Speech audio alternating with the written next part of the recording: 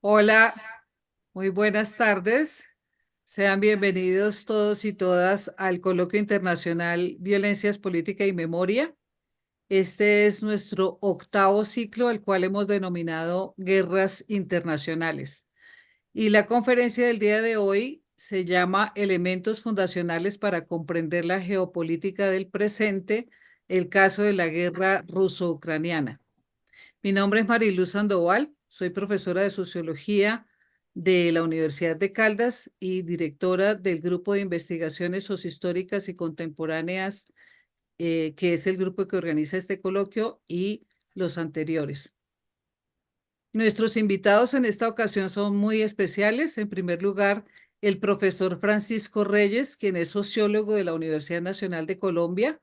Él va a ser nuestro conferencista central, y el profesor Ricardo Castaño, titular de Historia y actual decano de la Facultad de Ciencias Jurídicas y Sociales de la Universidad de Caldas, quien va a fungir como nuestro comentarista.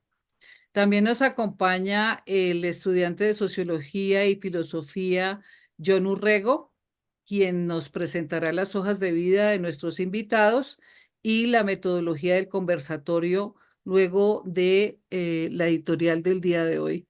Esta editorial de apertura dice lo siguiente: aunque por supuesto la invasión de Rusia a Ucrania tiene unos antecedentes explicativos de más larga duración, lo que nos transmiten los medios de comunicación es que el 24 de febrero de 2024, perdón, de 2022, Rusia decidió de manera arbitraria invadir a Ucrania, un país mucho más pequeño y una especie de hermano menor de Rusia. Esto lo escuchamos como una especie de sirirí permanente que no nos aclara en absoluto los orígenes de este conflicto. Fue un hecho inesperado, pero al mismo tiempo todos creímos al inicio que, dado el peligro de la confrontación, que podría ser solamente una escaramuza fronteriza o que podría durar muy poco tiempo. Sin embargo, lo sorprendente fue la duración y la virulencia de esta confrontación. Los eventos de Maidán de 2014, denominado por los medios Euromaidán, desde el punto de vista superficial de estos medios, se trató de una oleada de manifestaciones y de disturbios que iniciaron en noviembre de 2013 y que se constituyeron en grandes protestas en la Plaza de Independencia en Kiev. Los medios de comunicación en Internet recurren a explicaciones como la orientación europeísta, independentista y nacionalista de las mayorías contra el presidente ucraniano Víctor Yanukovych, y quien decidió suspender el acuerdo de asociación entre la Unión Europea y Ucrania y a la vez fortalecer sus lazos con Rusia, presión que finalmente ocasionó que Yanukovych renunciara. Pero el Euromaidán no fue ni con mucho la verdadera causa de la guerra ruso-ucraniana. Sus raíces son anteriores. Quienes hemos vivido un poco más, los que somos más viejos, fuimos testigos de uno de los procesos que constituyeron la terminación del siglo XX y el comienzo del siglo XXI. El final de la Guerra Fría inicia con la caída del muro de Berlín en 1989, continúa con el desmoronamiento de la Unión Soviética en 1991 y termina con el acto de unos acuerdos diplomáticos y la promesa, entre comillas, de Estados Unidos de no expansión de la OTAN. Todos estos hechos darían lugar a la independencia de los países más pequeños que hicieron parte del Pacto de Varsovia o de la denominada Cortina de Hierro. Este proceso no solo fue una coyuntura crítica que torció la historia mundial a favor del sistema capitalista, sino que partió la historia de la izquierda en dos. Fue un parteaguas de las relaciones internacionales, y su finalización incompleta ha dado lugar a enfrentamientos como el que se ha presentado entre Rusia y Ucrania, pero que en realidad tiene un mecanismo causal relacionado con quién está detrás de esta guerra, quién en realidad se beneficia de ella. Ahora bien, para entender esta situación creo que no basta con comprender la historia reciente o con entender el simple panorama que nos transmiten los medios de comunicación. Eso ya lo sabemos todos.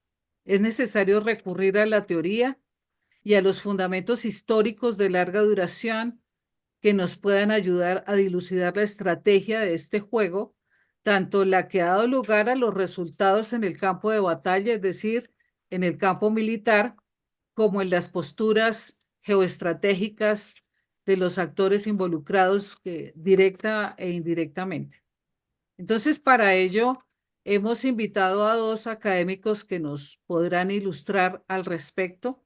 John nos presentará a los profesores que hemos invitado para esta ocasión y a quienes agradecemos muchísimo su tiempo, su generosidad y además la paciencia con quienes no somos precisamente especialistas en los temas de la geoestrategia. John también nos presentará la metodología que vamos a seguir en este conversatorio. Adelante, John. Muchas gracias. Bueno, muchas gracias nuevamente a todos los asistentes por acompañarnos, a los panelistas y a la organizadora. Nos encontramos en el marco del octavo ciclo del Coloquio Internacional Violencia, Política y Memorias, que en esta edición lleva por título Guerras Internacionales, Elementos Iniciales para comprender la geopolítica del presente. A continuación me permito presentar brevemente a nuestros invitados. Tenemos inicialmente al profesor Francisco José Reyes Torres, es sociólogo con estudios de especialización en filosofía del derecho y teoría jurídica. Tiene una maestría en sociología política y doctorado en procesos sociales y políticos en América Latina y ha trabajado ampliamente en áreas como la planeación territorial, democracia, participación ciudadana y políticas públicas. Ha sido docente en múltiples universidades, colaborador en organismos internacionales como la OEA y el PNUD y actualmente se desempeña como docente en la Maestría de Planeación para el Desarrollo de la Universidad de Santo Tomás y como analista en el contexto de la Unidad de Atención a las Víctimas. Por otro lado, tenemos como comentarista nos acompaña el profesor Ricardo Alberto Castaño Zapata, es historiador y PhD por la Universidad Estatal de Voronezh en Rusia, es investigador de los fenómenos de la violencia en Colombia y es autor y coautor de varios libros sobre desarrollo rural, regional, de posacuerdos de paz y procesos de resistencia. Actualmente lo tenemos nos acompaña como decano de la Facultad de Ciencias Jurídicas y Sociales y además es profesor titular del Departamento de Historia y Geografía de la Universidad de Caldas. Le agradecemos al profesor Ricardo por estar aquí con nosotros. Antes de iniciar la conferencia, queremos compartir brevemente la metodología de este encuentro. Inicialmente, el conferencista invitado, el profesor Francisco José Reyes, tendrá aproximadamente una hora para el desarrollo de su ponencia. Esperaríamos que si se puede extender, si da para la extensión que siempre nos suele pasar a los académicos, extendernos unos 10 minutos más adicionales, si es necesario. Y a continuación, el profesor Ricardo Castaño, en calidad de comentarista, contará también con unos 15 minutos más para presentar sus comentarios y preguntas. Esta presentación, esta disertación de comentarios tendrá unos 5 minutos más pues, para poder extenderse. Y posterior a ello, el profesor Francisco Reyes dispondrá de otros 15 minutos más para la respuesta a los comentarios del profesor Castaño, con esta también extensión. Seguidamente, y mientras que se va dando toda la conversación, nosotros como equipo logístico iremos recogiendo todas las preguntas para que se abra un espacio de 15 minutos para preguntas del público. Los asistentes podrán intervenir levantando la mano en el icono del chat para hacer sus preguntas a través del chat o bien también podremos dar el espacio para que puedan hacer sus intervenciones dentro de la sala. Para esto también tendrán unos 5 minutos de ser necesario de extensión. Finalmente, el conferencista el profesor Francisco José tendrá 15 minutos para responder las inquietudes del público con la posibilidad de extenderse otros 5 minutos más. Esta es la metodología, aunque sabemos que lo que intentaremos acá es hacer una conversación que pueda ser mucho más fluida y que permita que haya un diálogo. Incluso esperamos también que la profesora Mariluz también nos pueda acompañar y nos pueda también orientar un poco con sus intervenciones. Cerraremos el ciclo, la conferencia en voz de nuestra organizadora y líder del grupo de investigaciones, la profesora Mariluz Sandoval. Ahora, sin más preámbulos, damos inicio a la conferencia central de esta jornada, que estará a cargo del profesor Francisco José Reyes. Profesor, bienvenido. Bueno, muchas gracias primero a ti, John, por supuesto al decano Ricardo Castaño y a Marilu Sandoval por invitarme a estar acá en este evento y hacerlo con todo el deseo y todas las ganas de abrir un buen debate y, por supuesto, ser hospedado por la Universidad de Caldas. Hace mucho tiempo no voy a Manizales. Bueno, la charla, efectivamente, voy a hacer una pequeña introducción muy cortica y ya paso a presentación de pantalla. Yo parto de una consideración, ojalá esté equivocado, pero creo que no mucho, que en Colombia y en general en las universidades poco se estudia la geopolítica y ocasionalmente puede haber unos cursos, pues creo que hay cosas, desde luego, no voy a desconocer lo que hay. De hecho, yo he sido profesor de geopolítica en la Santo Tomás, pero me doy cuenta que no hay una tradición de reflexión geopolítica, eso es lamentable. Y creo, voy a decir otro elemento, creo que las cancillerías latinoamericanas, salvo el caso de Brasil y salvo el caso de México, podemos decir que tienen alguna propuesta geopolítica más o menos seria. De resto son muy limitadas y particularmente la Cancillería colombiana, o es decir, para ir al grano, Colombia no tiene una política exterior. Colombia tiene relaciones sociales exteriores, relaciones de cortesía, pero no hay un proyecto geopolítico porque carecemos de una televisión geopolítica. Obviamente eso es imputable a los grupos políticos que han hegemonizado el Estado colombiano, pero también hay que decirlo, teniendo un gobierno alternativo por primera vez en la historia, yo personalmente esperaba más de una cancillería con un proyecto político más a fondo. Yo escucho al presidente decir cosas muy interesantes, pero la verdad lo veo, digamos que trabaja cosas más de su elaboración personal, pero eso no se traduce en un plan sistemático y en la Cancillería al frente no ha estado personas las más indicadas. Y creo que la persona que actualmente está al frente de la Cancillería es quizás de las menos indicadas, obviamente por su falta de experiencia y sentido de estas cosas. Parece que las cancillerías siguen siendo un sitio para otorgar prebendas y cargos diplomáticos. Y tenemos un cuerpo diplomático de carrera, pero creo que es un cuerpo diplomático formado con cosas muy discutibles. Pero bueno, ese es otro debate. Entonces, voy a empezar a hacer, a compartir pantalla. Empecé a ver aquí, caramba, chin, chin, chin, para ir a la, para hacer la presentación. Aquí, eh, a ver si me permite, aquí ya, si ya puedo presentar pantalla, ustedes me van a decir si la están viendo. ¿Si la Sí, están profesor. viendo? Sí, profe, ya la estamos viendo. Bueno, entonces voy a bajarla, ahí se ve bien. Bueno, Sí, de acuerdo. yo ahí, como está en el banner o la ficha, elementos iniciales para comprender la geopolítica del presente. Caso guerra Rusia-Ucrania o en el fondo, que es un poco mi tesis, es una guerra entre Rusia versus la OTAN o OTAN. Entonces, eso es central.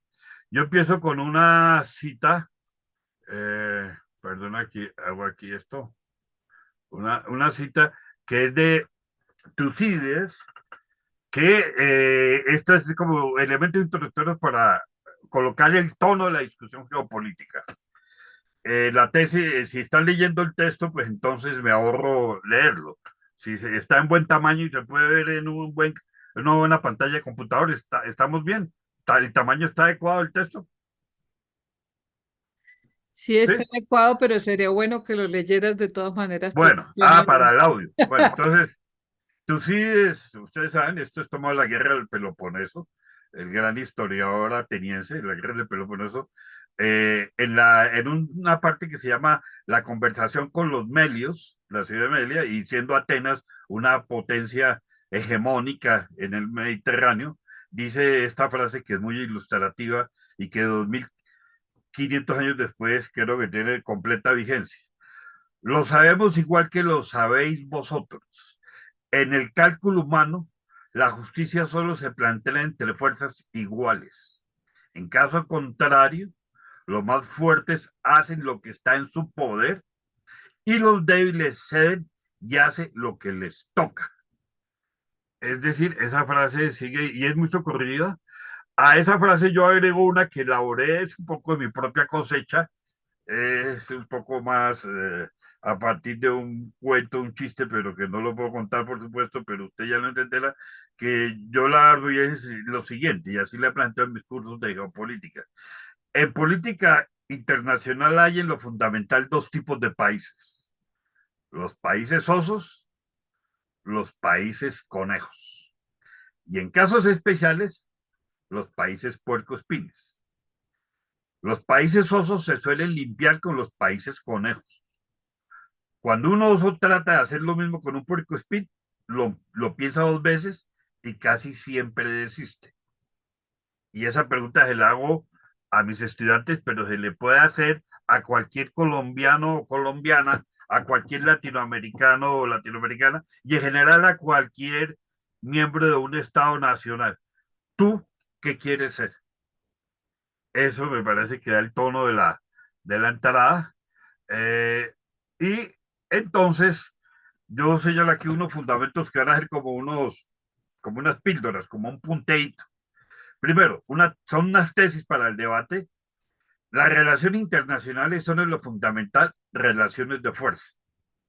En ese terreno yo tuve algunas discusiones con algún otro colega por allá alguna vez y me decía que era un espécimen raro porque era partidario del realismo político. A mí me parece todo lo contrario, me parecería raro que haya gente que no sea eh, cultora o tributaria del enfoque del realismo político. Pero si los hay, pues me gustaría, claro, en ese debate con él, pues ya me di cuenta que tenía posiciones verdaderamente no, no defendibles, ¿no? Era poco sustentables. Efectivamente hay un derecho internacional, ¿no? Pero el derecho internacional, fundamentalmente el que tenemos, está más en las buenas intenciones. Es, en el mejor de los casos, un derecho sin dientes o abiertamente es una mampara de las grandes potencias que usan a su antojo. Eso es otra tesis, ahí entra.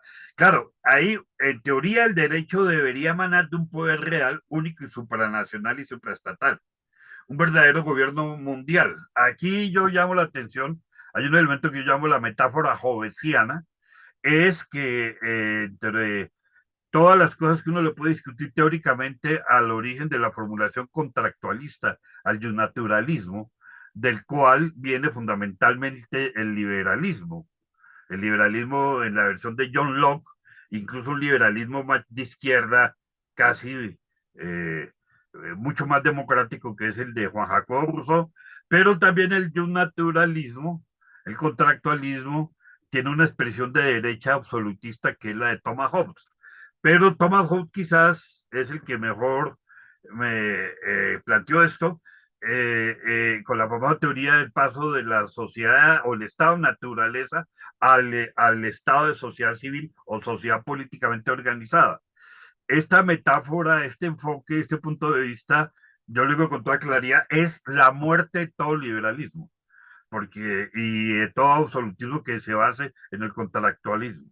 El contractualismo teóricamente es indefendible, por más que haya un autor muy respetable que conozco, que valoro, que he aprendido a conocer, que es John Rawls, pero John Rawls no puede salir de eso y efectivamente por eso él lo plantea como una hipótesis metodológica, porque efectivamente eh, ni el estado de naturaleza, ni el estado de fruto de un contrato. Eso es, eso está ya palmariamente demostrado y la concepción marxista, que del caso de la mía, pues por supuesto refuta esto, pero no había necesidad de ser marxista, bastaba con ser un buen aristotélico para no creer en los cuentos del yo natural. Pero curiosamente, en la arena internacional sí tendría cierta vigencia teórica posible metodológica del judicialismo. ¿A qué voy yo? A que en la esfera internacional sí encontramos unos sujetos preestablecidos antes de todo orden internacional, que son los estados. Estamos hablando del contexto de los estados modernos. En cambio, la sociedad contractualista no puede partir de ciudadanos previamente constituidos porque los ciudadanos no se pueden constituir previamente a la política porque se constituyen en la vida política, no existen antes. Ese es el error teórico de todo liberalismo o todo absolutismo contractualista. Pero en el orden internacional sí, sí hay sujetos, claro, que no son individuos, son estados. Entonces sí es posible que en el orden internacional, la metáfora hobbesiana tiene sentido si nos planteamos la posibilidad de construir un orden internacional, es decir, ergo, un verdadero leviatán internacional, un verdadero gobierno mundial que sea fruto del consenso y el acuerdo de una serie de potencias suscribientes, que los suscriben, es decir, de un contrato. Ahí sí sería posible y vigente la teoría contractualista. Pero eso estamos lejos de tenerlo. No me voy a detener allá, solo desde ese punto, ojalá que se retome la discusión. Es decir, la Sociedad de las Naciones o hoy en día las Naciones Unidas es un remedio de ese poder, de ese verdadero gobierno mundial. No es un gobierno mundial. Y de hecho, por más de que haya un derecho, que haya progresos, etcétera, en lo fundamental, las relaciones internacionales siguen siendo relaciones de fuerza, o para decirlo en términos jovencianos, son relaciones de estado de naturaleza, pero no entre individuos, sino entre unos sujetos colectivos llamados estados. Dejo ahí, ese es un dato muy sugerente, ojalá pudiéramos debatir con alguien hoy mismo sobre ese punto, pero lo dejo ahí. Quiero hacer otro llamado así. Yo considero que el enfoque marxista sobre el problema nacional debe ser replanteado fuertemente. De hecho, la teoría marxista es la que mejor ha pensado el problema nacional.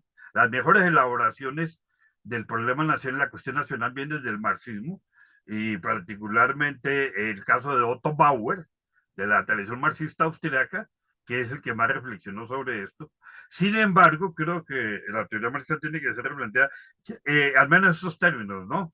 Que por circunstancias que no es el caso de tenerme ahora, a finales del siglo XIX, comienzos del XX, es cierto que en el marxismo hubo una tendencia a subvalorar el problema nacional, puesto que se suponía, y en parte las circunstancias y los hechos les podrían estar dando la razón, se suponía que el problema era entre clases sociales, entre modos de producción, en un modo de producción universal, y la famosa frase, pues, de que los proletarios se unen, proletarios de todos los países unidos, porque los proletarios no tienen patria y el capital no tiene patria.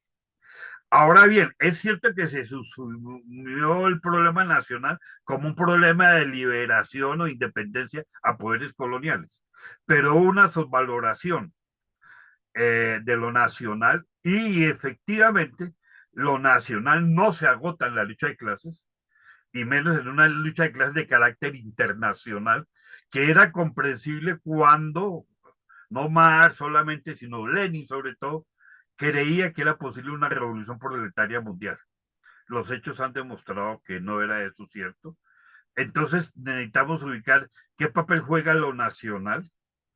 Y claro, lo nacional sin dejar de leerlo en clave de clase social, desde luego, pero es sustantivo en sí mismo. Y ahí es donde quiero llamar la atención para polemizar, porque el mundo presente, sobre todo, nos está colocando, digamos, el tema de lo nacional se volvió a meter. Y la geopolítica está planteando intereses estratégicos nacionales o de bloques regionales, etcétera. Eso ya lo veremos más adelante. Bueno, esto voy a abrir acá. El poder geopolítico está determinado por combinación de dos factores. Esto simplemente es un recuento, no me voy a detener. Hay unos factores objetivos en la geopolítica: poder militar, poder económico, poder científico y tecnológico.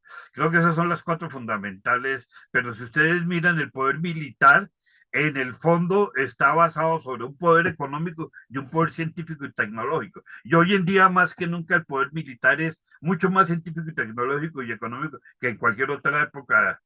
Y la guerra actual Rusia-Ucrania lo que nos está poniendo de presente, que a pesar de todas las consideraciones geopolíticas, o no, a pesar no, porque esa es su esencia, es una guerra donde el uso de artefactos tecnológicos de última generación está marcando la diferencia. Y eso ha sido así desde el paleolítico hasta hoy en día, solo que desde hoy en día las posibilidades tecnológicas son absolutamente, infinitamente superiores. Obviamente está en juego la extensión y la educación territorial. La extensión territorial, eh, hago un comentario al margen, lamentable que nuestras universidades no tengan formación ni geopolítica ni geográfica. No conocemos el territorio, no lo sabemos leer. Y no me refiero solo a que no conozcamos mapas o no, que de luego se desconocen, sino que no conocemos cuáles son los potenciales y los recursos de nuestro territorio, las ventajas y las desventajas. Somos ageográficos. Y eso se nota en todos los planos, incluso en los operadores de política pública, sectores académicos. Yo, por ejemplo, me sorprendo cuando veo el bajo nivel de geografía de la gente de las ciencias sociales.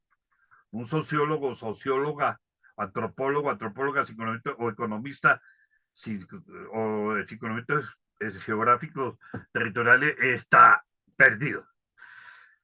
Están los elementos demográficos y sobre todo los recursos naturales en su territorio, cosa que quiero llamar la atención porque eso es particularmente, aparte de otras fortalezas, también tiene debilidades.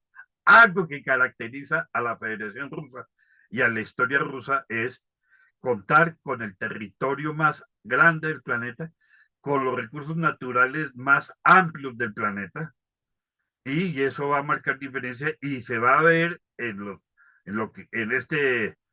esta centuria con mucha mayor fuerza. Factores subjetivos, pues por supuesto está el proyecto político, la voluntad, la capacidad de fijarse objetivos a corto y mediano plazo en lo político. El caso colombiano, no tenemos objetivos a mediano, corto ni a largo plazo. Solamente tenemos los objetivos de ir a cócteles en cancillerías. Hasta allá llega nuestra política internacional. Es una política internacional de cócteles, de fiestas y por supuesto de corbatas, de gente que no tiene eso y que gana en dólares y se la pasa en eso y que hace 3, 4 pendejaditas. Eso hay que decirlo con verdad. No tenemos tanques de pensamiento ni grupos reflexionando sobre la geopolítica a a corto, mediano y largo plazo.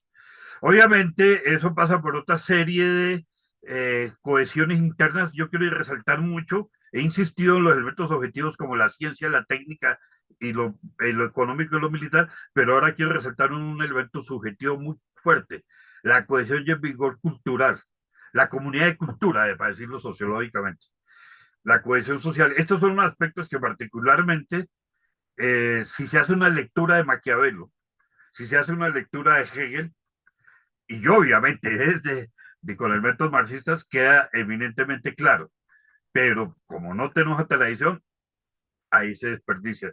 Creemos que cultura es simplemente folclore, danzas y bailes y gastronomía. No, la cultura es algo mucho más importante. Es la construcción material y espiritual y simbólica de un pueblo, de una comunidad de cultura que se va haciendo en la historia y que va buscando elementos de identidad.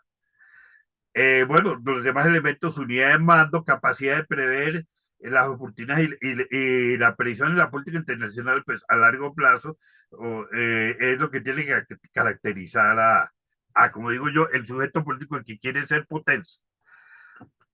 Debe sobre todo conocer sus limitaciones, conocerse a sí mismo, sus ventajas y fortalezas. Debe tener claro una relación de políticas de alianzas, amigos y adversarios, y debe saber entender las dinámicas del mundo internacional. Es decir, debemos entender lo que por regla general no hacen ni las cancillerías, incluso ni las universidades, y las universidades incluso públicas. Las privadas sí, ese no es su asunto, porque ese no es su negocio. Entonces yo por eso esta parte remato un poco con la frase de Sun Tzu, que es, para rematar la cereza aquí en este punto, si no te conoces a ti mismo ni a tu oponente, en cada batalla serás derrotado. Eso es lo que nos ha pasado fundamentalmente y pues no quiero abrumarlos con datos históricos, pero si quieren solo una perla, la pérdida del Istmo de Panamá. Bueno, dejado eso así, completo, voy a hacer unas pinceladas porque esto es largo. Creo que para ir avanzando, porque además solicitaría que cuando lleve más o menos dos terceras partes me llame la atención para abreviar. Esto va a ser el evento, creo que es bastante conocido. El mundo, estamos en una transición de un mundo monopolar a un mundo multipolar. No voy a estar todos los elementos, pero así pinceladas. Con la caída del muro de Berlín y el desplome de la Unión Soviética, eh, que era el fin del bipolarismo que se había construido después de la Segunda Guerra Mundial, lo que llamamos los acuerdos de Yalta y Potsdam, ese mundo bipolar de dos grandes potencias planetarias. Quiero subrayar además que es la primera vez en la historia de la humanidad, desde el Paleolítico, y si les parece, desde el Big Bang, que tuvimos dos potencias planetarias capaces de actuar en cualquier lugar del planeta, y eso fue una particular, dos potencias enfrentadas, pero que por su enfrentamiento y su antagonismo lograron construir un mundo inestablemente, yo no voy a decir que tranquilo, pero inestablemente más o menos cuasi semi-equilibrado. Hubo muchos conflictos, pero en el fondo era una guerra fría global y una serie de guerras o puntos calientes locales, pero dentro de unos límites acotados donde las dos potencias, digámoslo así, eh, no se fueron a un enfrentamiento total, entre otras cosas, porque el poder de la tecnología científica de la bomba atómica, como ya es conocido, eh, producía una situación curiosa que era la destrucción mutua garantizada. Y con la destrucción mutua garantizada era no mejor ir a una confrontación atómica. Eso funcionó. Yo creo que muchos de los que estamos aquí, los mayores, pertenecimos a esa generación, pero eso empezó a desaparecer en el 91. Y hay una cosa, esta tesis no es mía, la tomé, la escuché de unos conferencistas españoles y me gustó. Y es que en el fondo uno puede decir que la Tercera Guerra Mundial ya sucedió, que hubo una especie de guerra mundial, Tercera Guerra Mundial, y que es simplemente, y ahí por ello me refiero a que con la caída del campo soviético, la Unión Soviética, las potencias occidentales se sintieron triunfantes, de hecho triunfaron geopolíticamente, nadie lo niega, su adversario desaparece, se cae como una baraja de naipes soplados por un niño, y entonces de pronto Estados Unidos, la gran potencia, la otra, una de las grandes potencias bipolares, amanece la noche a la mañana con todo el mundo a su disposición en general y con un aliado, pues que es las potencias europeas, entonces un bloque hegemónico absolutamente incontrastable, y entonces aprovecharon eso para revertir todo el legado geopolítico de Potsdam, Yalta y Potsdam, es decir, todo lo que de alguna u otra manera el ejército rojo haya conseguido a propósito, dentro de 2 días estaremos conmemorando el Día de la Victoria de las tropas soviéticas, la entrada a Berlín. Recomiendo ver la transmisión, 80 años, y ese evento de la Plaza Roja, además con la presencia de Vladimir Putin y de Xi Jinping y otros mandatarios, va a dar mucho que hablar y tiene que ver con esto. Pero bueno, esa historia, digamos, es conocida, creo yo, y lo que interesa es que entonces tuvimos un periodo de una fase monopolar, la Unión Soviética, y entonces aquí yo quiero quizás, va a hacer un salto para no de, para abreviar y porque me preocupa el tiempo, eh, y después de pronto me Solo una devuelvo. acotación, no te preocupe, el tiempo va súper bien. Sí, bueno, entonces me devuelvo, entonces que me devuelvo un poquitico. Es que me preocupa que, claro, la tesis que es muy sencilla y esto no tiene mayor misterio, perdón ahí, no os fijéis mucho en el momento de la pantalla, sino más lo que estoy diciendo de palabra. Que hay un momento más o menos monopolar que es la década de los 90 hasta el 2010, más o menos, o 2005, donde el bloque occidental capitalista hegemónico se siente que está a sus anchas, la Unión Soviética ha desaparecido, la Federación Rusa resulta ser una potencia de cuarta categoría, eh, con unas debilidades enormes, y entonces el resultado fundamental es, y esto lo vamos a ver que va a ser parte del detonante de la guerra ruso-ucraniana, es que no desmontan la OTAN. Lo que era una alianza, la organización del Tratado del Atlántico Norte, para contener al bloque soviético, a la Unión Soviética y a sus satélites, como queramos llamarlo, que después organizaron el Pacto de Varsovia, tenía cierta lógica geopolítica, la tiene, la geopolítica es, y el realismo político lo plantea así, eso, el realismo opera para todos los bandos, había cierta lógica, y vamos a decirlo, había una necesidad de esa contención geoestratégica de de ambos grandes bloques geopolíticos, y entonces la OTAN tenía razón de ser, razón de existir. Pero una vez que desaparece la Unión Soviética, mantener la OTAN era en el fondo demostrar que este bloque geopolítico no estaba no más interesado, sino seguir avasallando a su antiguo adversario, como fuese, y en general hegemonizar el mundo. Y el resultado fue la expansión de la OTAN. Es muy conocido que a Gorbachev se le prometió que no se iba a expandir la OTAN, pero eso fue de palabras, las palabras se las lleva el viento.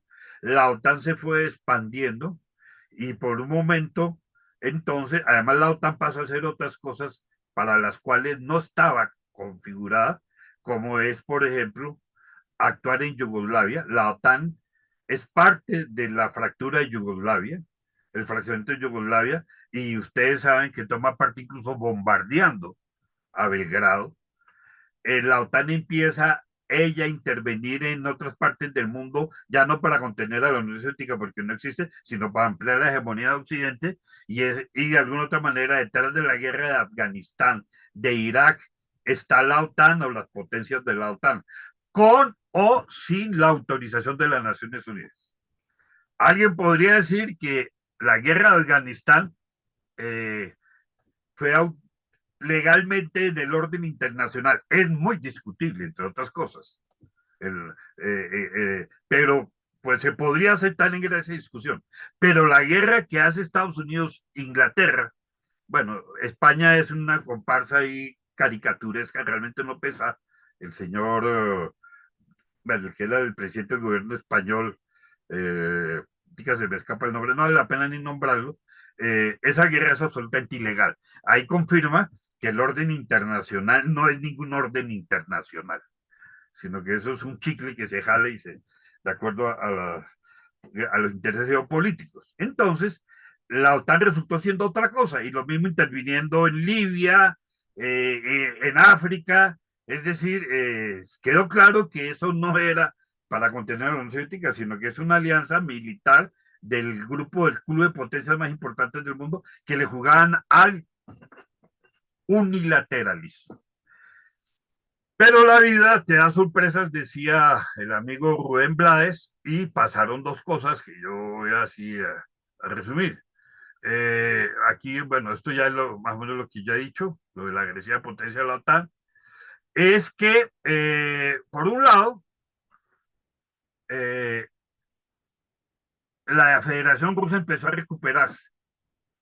Y voy a decirlo, y no es de mi simpatía, yo no simpatizo con el señor Vladimir Putin, pero Vladimir Putin tiene lo que yo anoté al comienzo de la presentación.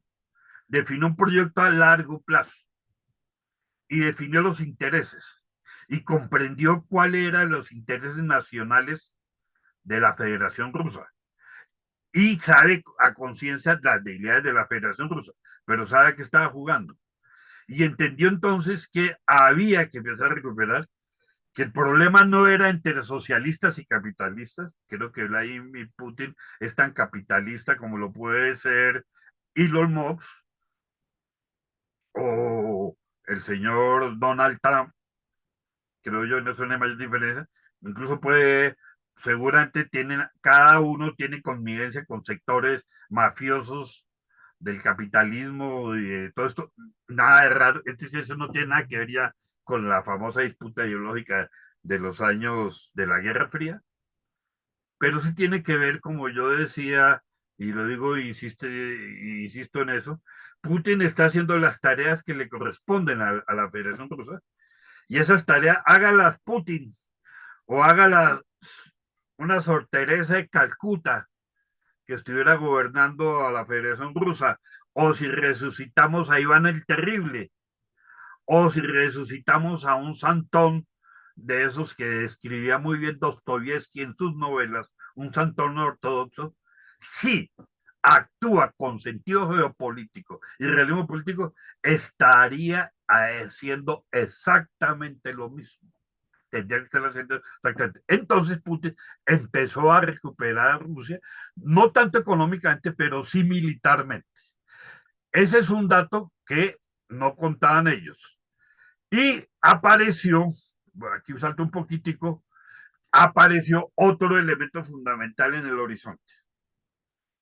Aparece por primera vez, me refiero en los últimos 100 años, la hegemonía de Estados Unidos como primera potencia del mundo y contrastar después de la Segunda Guerra Mundial, etcétera. Bueno, la historia de Estados Unidos es digna de estudio.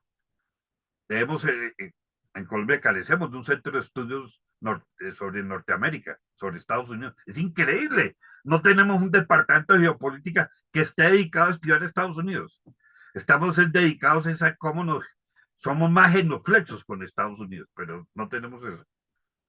Vuelvo a mi crítica inicial, ojalá que sobre eso haya debate. Mm, Aparece una potencia fuera del marco geopolítico y de la cultura occidental, aparece una potencia que con una combinación extraña entre capitalismo y socialismo y dictadura del Partido Comunista, como ustedes quieran verlo, o como digo yo en mis clases de plano de desarrollo, una mezcla entre Stalin, Milton Friedman y John Keynes, todo es un poco entre Mao y Deng Xiaoping, y por supuesto Xi Jinping, todo eso que es, China es una cosa rarísima, pero que es lo fundamental, una economía de mercado, bueno, no vamos a en todos los detalles ideológicos, pero es un capitalismo estatal, bueno, la discusión la podemos dar más adelante, con las armas del capitalismo, en las reglas de juego del capitalismo, empieza a aparecer una potencia económica que, vuelvo y digo, en 100 años está desafiando el poder económico de Estados Unidos. No solo lo está desafiando, sino que técnicamente ya lo ha igualado. Hasta ahora en lo económico.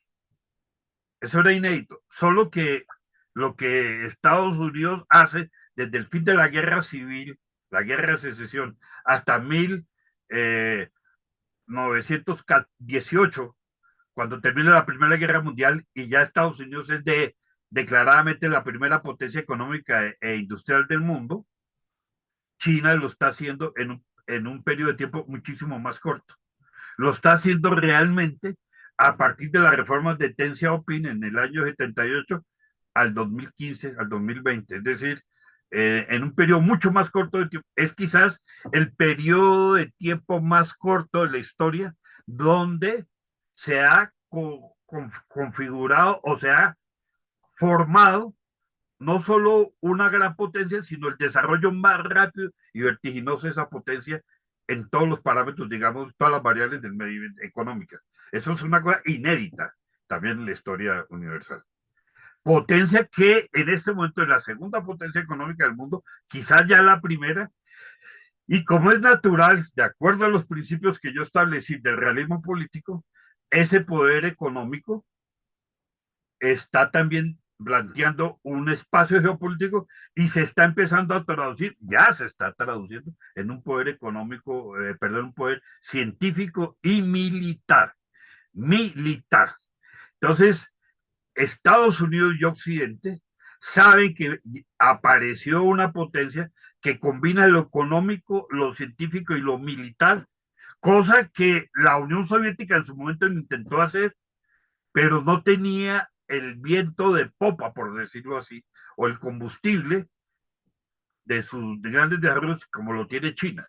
Entonces eso es lo que, más otros elementos demográficos, geopolíticos que hacen de China un caso particularmente interesante. Entonces entramos a un contexto de mundo multipolar, ya por definición, eso no se ha terminado de fraguar, pero el mundo ya no lo hegemoniza. Hay un hegemón que va de salida, lo cual no quiere decir que ya está muerto, y hay un hegemón que está apareciendo, un black hegemónico. Entonces voy a emplear una metáfora maoísta.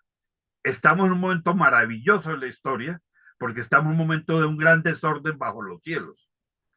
La tierra está conmovida en la metáfora, digamos, de Confucio, el gran desorden bajo los cielos. Se rompió la armonía celestial, porque se rompió la armonía en el mundo.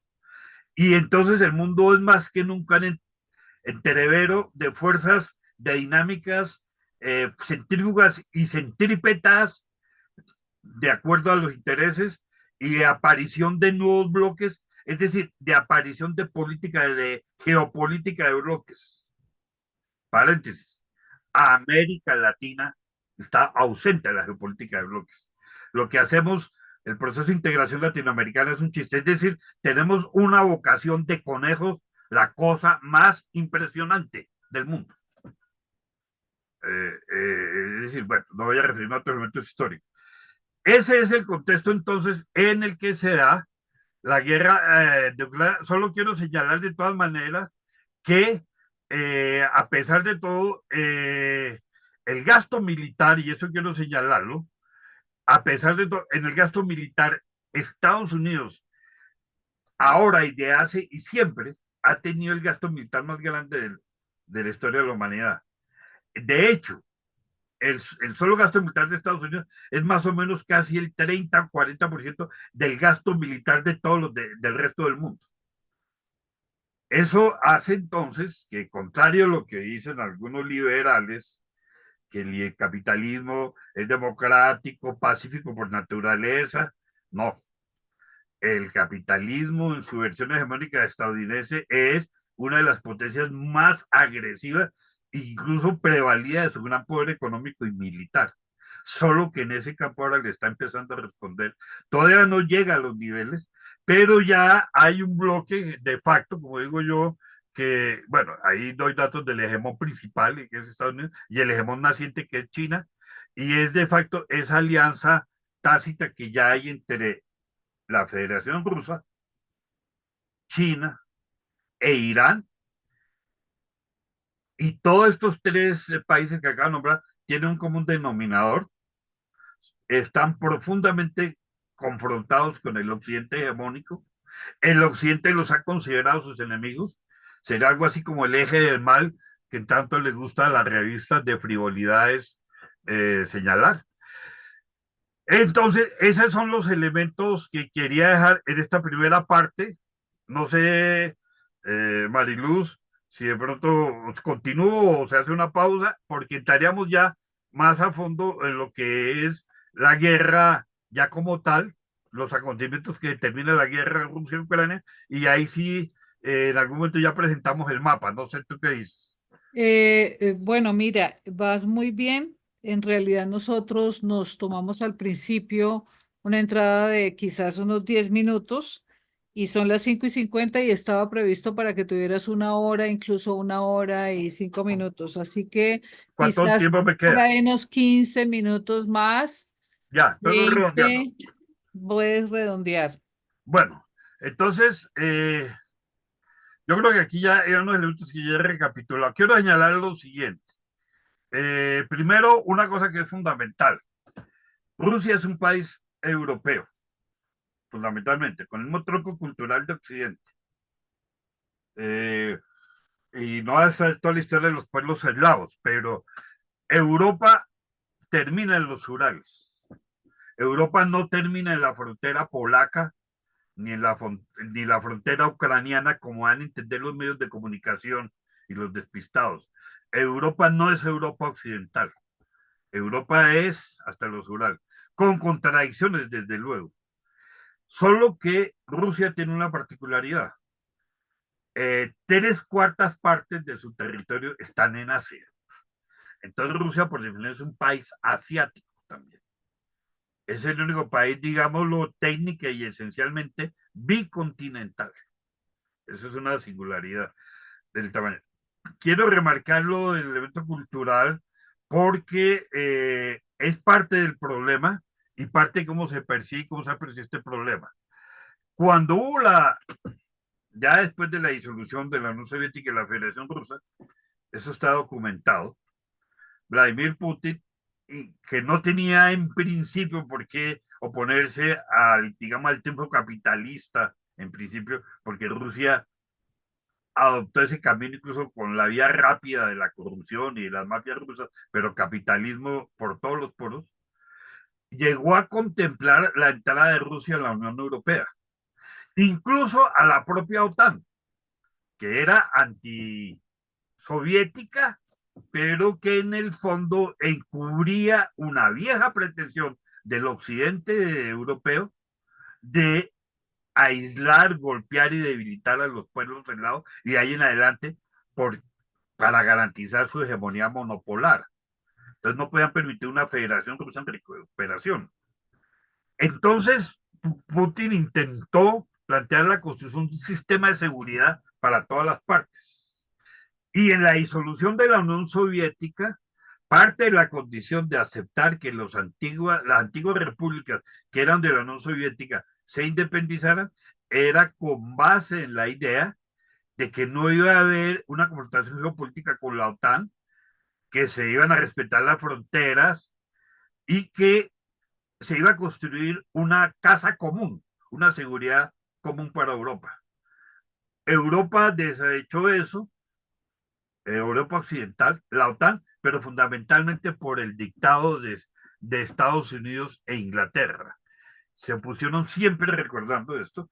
Y aquí yo quiero señalar, y eso me queda fácil, voy a citar Winston Churchill, quizás un tipo que sabía de geopolítica, dijo claramente, Inglaterra nunca va a permitir que en la Europa continental se configure una potencia que hegemonice toda Europa, porque eso va contra los intereses ingleses. Luego nosotros siempre intervendremos para que ni Francia, ni España, y esa es la historia de Inglaterra desde la reina virgen Isabel Tudor, Churchill es lúcido en esa idea, ni menos Prusia, la Prusia de lo que va a ser Alemania, y después obviamente Alemania, ni ningún otro país, ni Italia, ni nada, sea un país que tenga una primacía continental, porque eso no le conviene a Inglaterra. En esa lógica, la geopolítica anglosajona inglesa jamás va a aceptar que Europa se entienda con la parte occidental de Europa, se entienda con la parte oriental de Europa, es decir, con la parte eslava. Eso no lo van a, porque eso geopolíticamente dejaría a Inglaterra en realmente lo que es una isla de una potencia que hoy es en día una potencia de tercera, cuarta categoría en decadencia. Ya no es el gran imperio británico del siglo XVIII, XIX y lo buena parte del XX. Esa pretensión de acercar a Occidente con la parte oriental de Europa, sí la ha tenido la geopolítica alemana. Y eso era una idea que estaba en Otto Bismarck y que estaba en un profesor del que lo voy a nombrar, pero no voy a hablar, el profesor Karl Haushofer, que es el gran geopolítico alemán, que fue en algún momento teórico del nazismo, pero pues después rompe con el nazismo. Y solo quiero señalar un dato puramente personal que me atañe a mí personalmente. Karl Haushofer tuvo un hijo que se llamó Edward Haushofer, que tan era geopolítico, y en la Universidad de Berlín en los años 30 fue profesor de un estudiante que se llamaba Ernesto Gulnins. Ernesto Gulnins, educado, formado, entre otras cosas, por la televisión de Haushofer, llegó a Colombia y fue el famoso profesor Ernesto Gull de la Nacional, del cual yo lo digo con toda sinceridad, me honro en haber sido alumno del profesor Ernesto Gulnins. Eso es como para conectar. Lamentablemente eso en la Nacional ni recogen eso, porque en la Nacional tampoco hay reflexión geopolítica. Pero bueno, era un dato allí personal. Entonces, ahí está esa hostilidad. Y entonces vamos a ver a los acontecimientos que usted ya lo señalaba, Mariluz, en la introducción. Eh, en el 2000, 2002, 2003, más o menos la cosa se manejaba. Había tensiones, pero estaba la OTAN avanzando y la Federación Rusa era muy débil.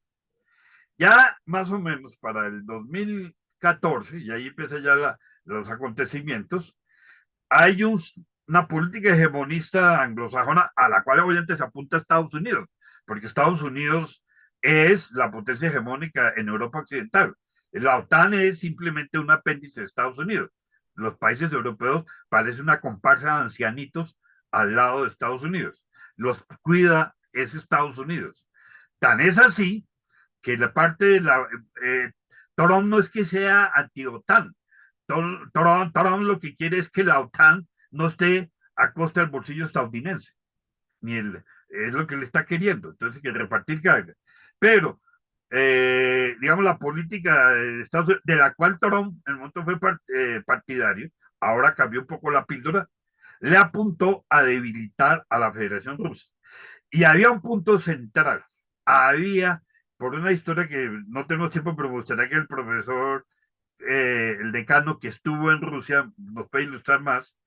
Hay un contencioso, un pendiente cultural histórico entre el tronco común de eslavos, rusos y ucranianos, que comparten lo fundamental de una cultura, comparten en lo fundamental la misma religión. De hecho, tienen dos idiomas derivados de un tronco común que casi se entienden entre ellos. Hay unas diferencias dialectales, yo no las conozco, el decano nos podrá ilustrar, pero en el fondo son absolutamente pueblos hermanos. De hecho, el origen de la Rusia, el Rus, empezó en Kiev y es, digamos, el momento en que los pueblos varegos, curiosamente que vienen de Escandinavia, es decir, ahí la influencia vikinga, es el origen de la cultura eslava que milenios después va a producir lo que llamamos hoy en día el pueblo ruso, los pueblos rusos. Bueno, pues ahí hay unas tensiones y efectivamente hay un sector de eslavos ucranianos que son culturalmente más afines a Occidente que a la Rusia. Eso tiene una historia dolorosa, no solo en la época del Imperio Ruso, sino sobre todo en la Segunda Guerra Mundial, cuando ese sector de ucranianos estuvo aliado con Hitler para atacar a la Unión Soviética. Pero también había ucranianos que estaban con la Unión Soviética. Y claro, el Ejército Rojo, lo que se va a conmemorar dentro de 2 días, el Ejército Rojo al aplastar a Hitler, lo que ustedes quieran, pues obviamente arrasó también a esos nazis simpatizantes ucranianos. Entonces ahí quedó un pendiente. Entonces Occidente aprovechando eso eh, y de la alianza no soviética, literalmente conspiran, manipulan para que Ucrania se pase al lado occidental y sobre todo, lo más importante, pensar en que Ucrania se una a la OTAN. Y esa era la línea roja que, vuelvo y digo, Putin, eh, Pedro el Grande, Catalina, un santo ruso, lo que quisiera que estuviera al frente de la Federación Rusa, no podía aceptar. Y eso es lo que se empieza a desenchipar en la crisis de 2014. Efectivamente, cuando defenestran a Yanukovych, todo lo que es el Euromaidan, y empieza entonces, de hecho, confirmar que Ucrania no es una nación homogénea, sino es una nación dividida entre ucranianos pro-occidentales y ucranianos pro-rusos y una buena parte de rusos viviendo en Ucrania que venía de toda esa historia desde el Imperio Ruso, desde Catalina. Crimea, por ejemplo, fue colonizado después de que sacaron al Kanato de Crimea, fue colonizado por pueblos de Rusia, no ucranianos, y desde luego entonces ahí se empezó el conflicto porque se atizó la contradicción y apareció un odio étnico que se va a expresar en la tendencia y ahí entonces, profesor, ¿me puede colocar el mapa? ¿Podemos verlo? Colocar un No lo mapa de estamos Ucrania. colocando. Sí, Y en ese momento ya vamos cerrando. Ya son las 6, sí, sí, sí. Eh, Sí, son las 6 en punto. Bueno, sí, ya vamos cerrando, darle ya explicación al... sí.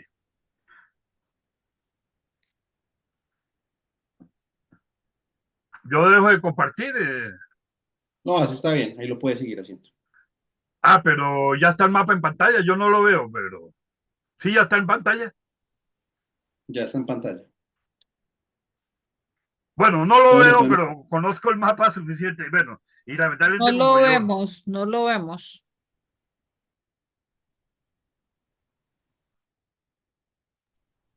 ¿alguien puede ver el mapa? ¿Todos o solo No, yo yo no no lo lo veo, veo. pero Yo no sé sí si es porque veo el está mapa. haciendo... Sí se alcanza a ver el mapa. Sí se ve el se mapa le del alcanza a ver? orden mundial. Ah, que sí se ve, pero no lo ve. No, pero no importa que yo no lo vea porque más o menos lo conozco. Mire, si están viendo el mapa de Ucrania, hay claramente la parte oriental del mapa, que está más allá del río Dnieper. El Dnieper es ese río que tiene una serie de represas que se ven ahí en azul, que hace como una media luna, que más o menos parte de Ucrania por divide dos partes en un lado y la tercera parte hacia la derecha. Todo lo de la derecha del Dnieper y por supuesto del Donbass, la cuenca del Donbass, es la parte mayoría de población ucraniana filorrusa con vínculos más directos étnicos con la cultura eslava rusa y es de luego con pueblos rusos asentados que nunca eh, se ligaron digamos, de su tradición rusa, que están en el suelo ucraniano, porque de hecho Ucrania era parte de la Unión Soviética. Y entonces había allí esa convivencia. Si ven abajo está, y este es un evento geopolítico fundamental, ven la península de Crimea. La península de Crimea hay que señalar dos, tres particularidades. Primero, es la parte de las partes más meridionales de Rusia, del suelo ruso, es decir, más cerca a la línea ecuatorial. Por supuesto, entonces, es la que tiene un clima más suave y benigno. Y en la península de Crimea, que fue dominada por los tártaros hasta la época de que el amante de Catalina, Alexander Potienkin, conquista Crimea para el imperio ruso, eso apenas en el siglo XVIII, pasó a ser controlada Rusia por una razón fundamental, porque en el juego de la geopolítica de las grandes potencias era vital para Rusia mantener puertos de agua caliente, no agua caliente, esa sería inadecuada la expresión, puertos de aguas que no se congelan. La mayoría de todo lo que Rusia tiene en el Báltico tiene el problema que en invierno fuerte se congela y es muy difícil navegar. Y entonces eso es parte del problema. Y claro, está Vladivostok en el extremo oriente, pero el extremo oriente juega es con el Pacífico, pero en lo que es la relación con Europa, el Mediterráneo y el Atlántico, realmente la salida estratégica que tiene Rusia es Vladivostok, perdón, es Ucrania y el puerto de Sebastopol. Entonces ese es el asiento de la flota rusa antes del nacimiento de Lenin y de Stalin. Pero mucho más, desde luego en el periodo soviético, es la gran base de la flota soviética y cuando se disuelve la Unión Soviética, la Federación Rusa conserva la base y llega a un acuerdo con Ucrania de un arrendamiento, pero ya era un problema porque entonces es nuestra base fundamental está en un país que no es Rusia, pero mientras que tengamos unas relaciones tranquilas no hay problema. Pero si ese país se va a la OTAN y nos pone en peligro nuestra base, perdemos Sebastopol y perdemos Crimea. Y Crimea es mayoritariamente población rusa. Entonces, lo primero que hizo Putin después del golpe contra Yanukovych fue, como tenía tropa allí, controlar Ucrania y rápidamente hacer un referendo que obviamente lo ganaban porque es 95% de población filorrusa. Y empezó la guerra en el Donbass, que ustedes lo ven ahí, empezó una resistencia y obviamente el ejército ucraniano empezó a reprimir a los filorrusos del Donbass que efectivamente organizaron milicias.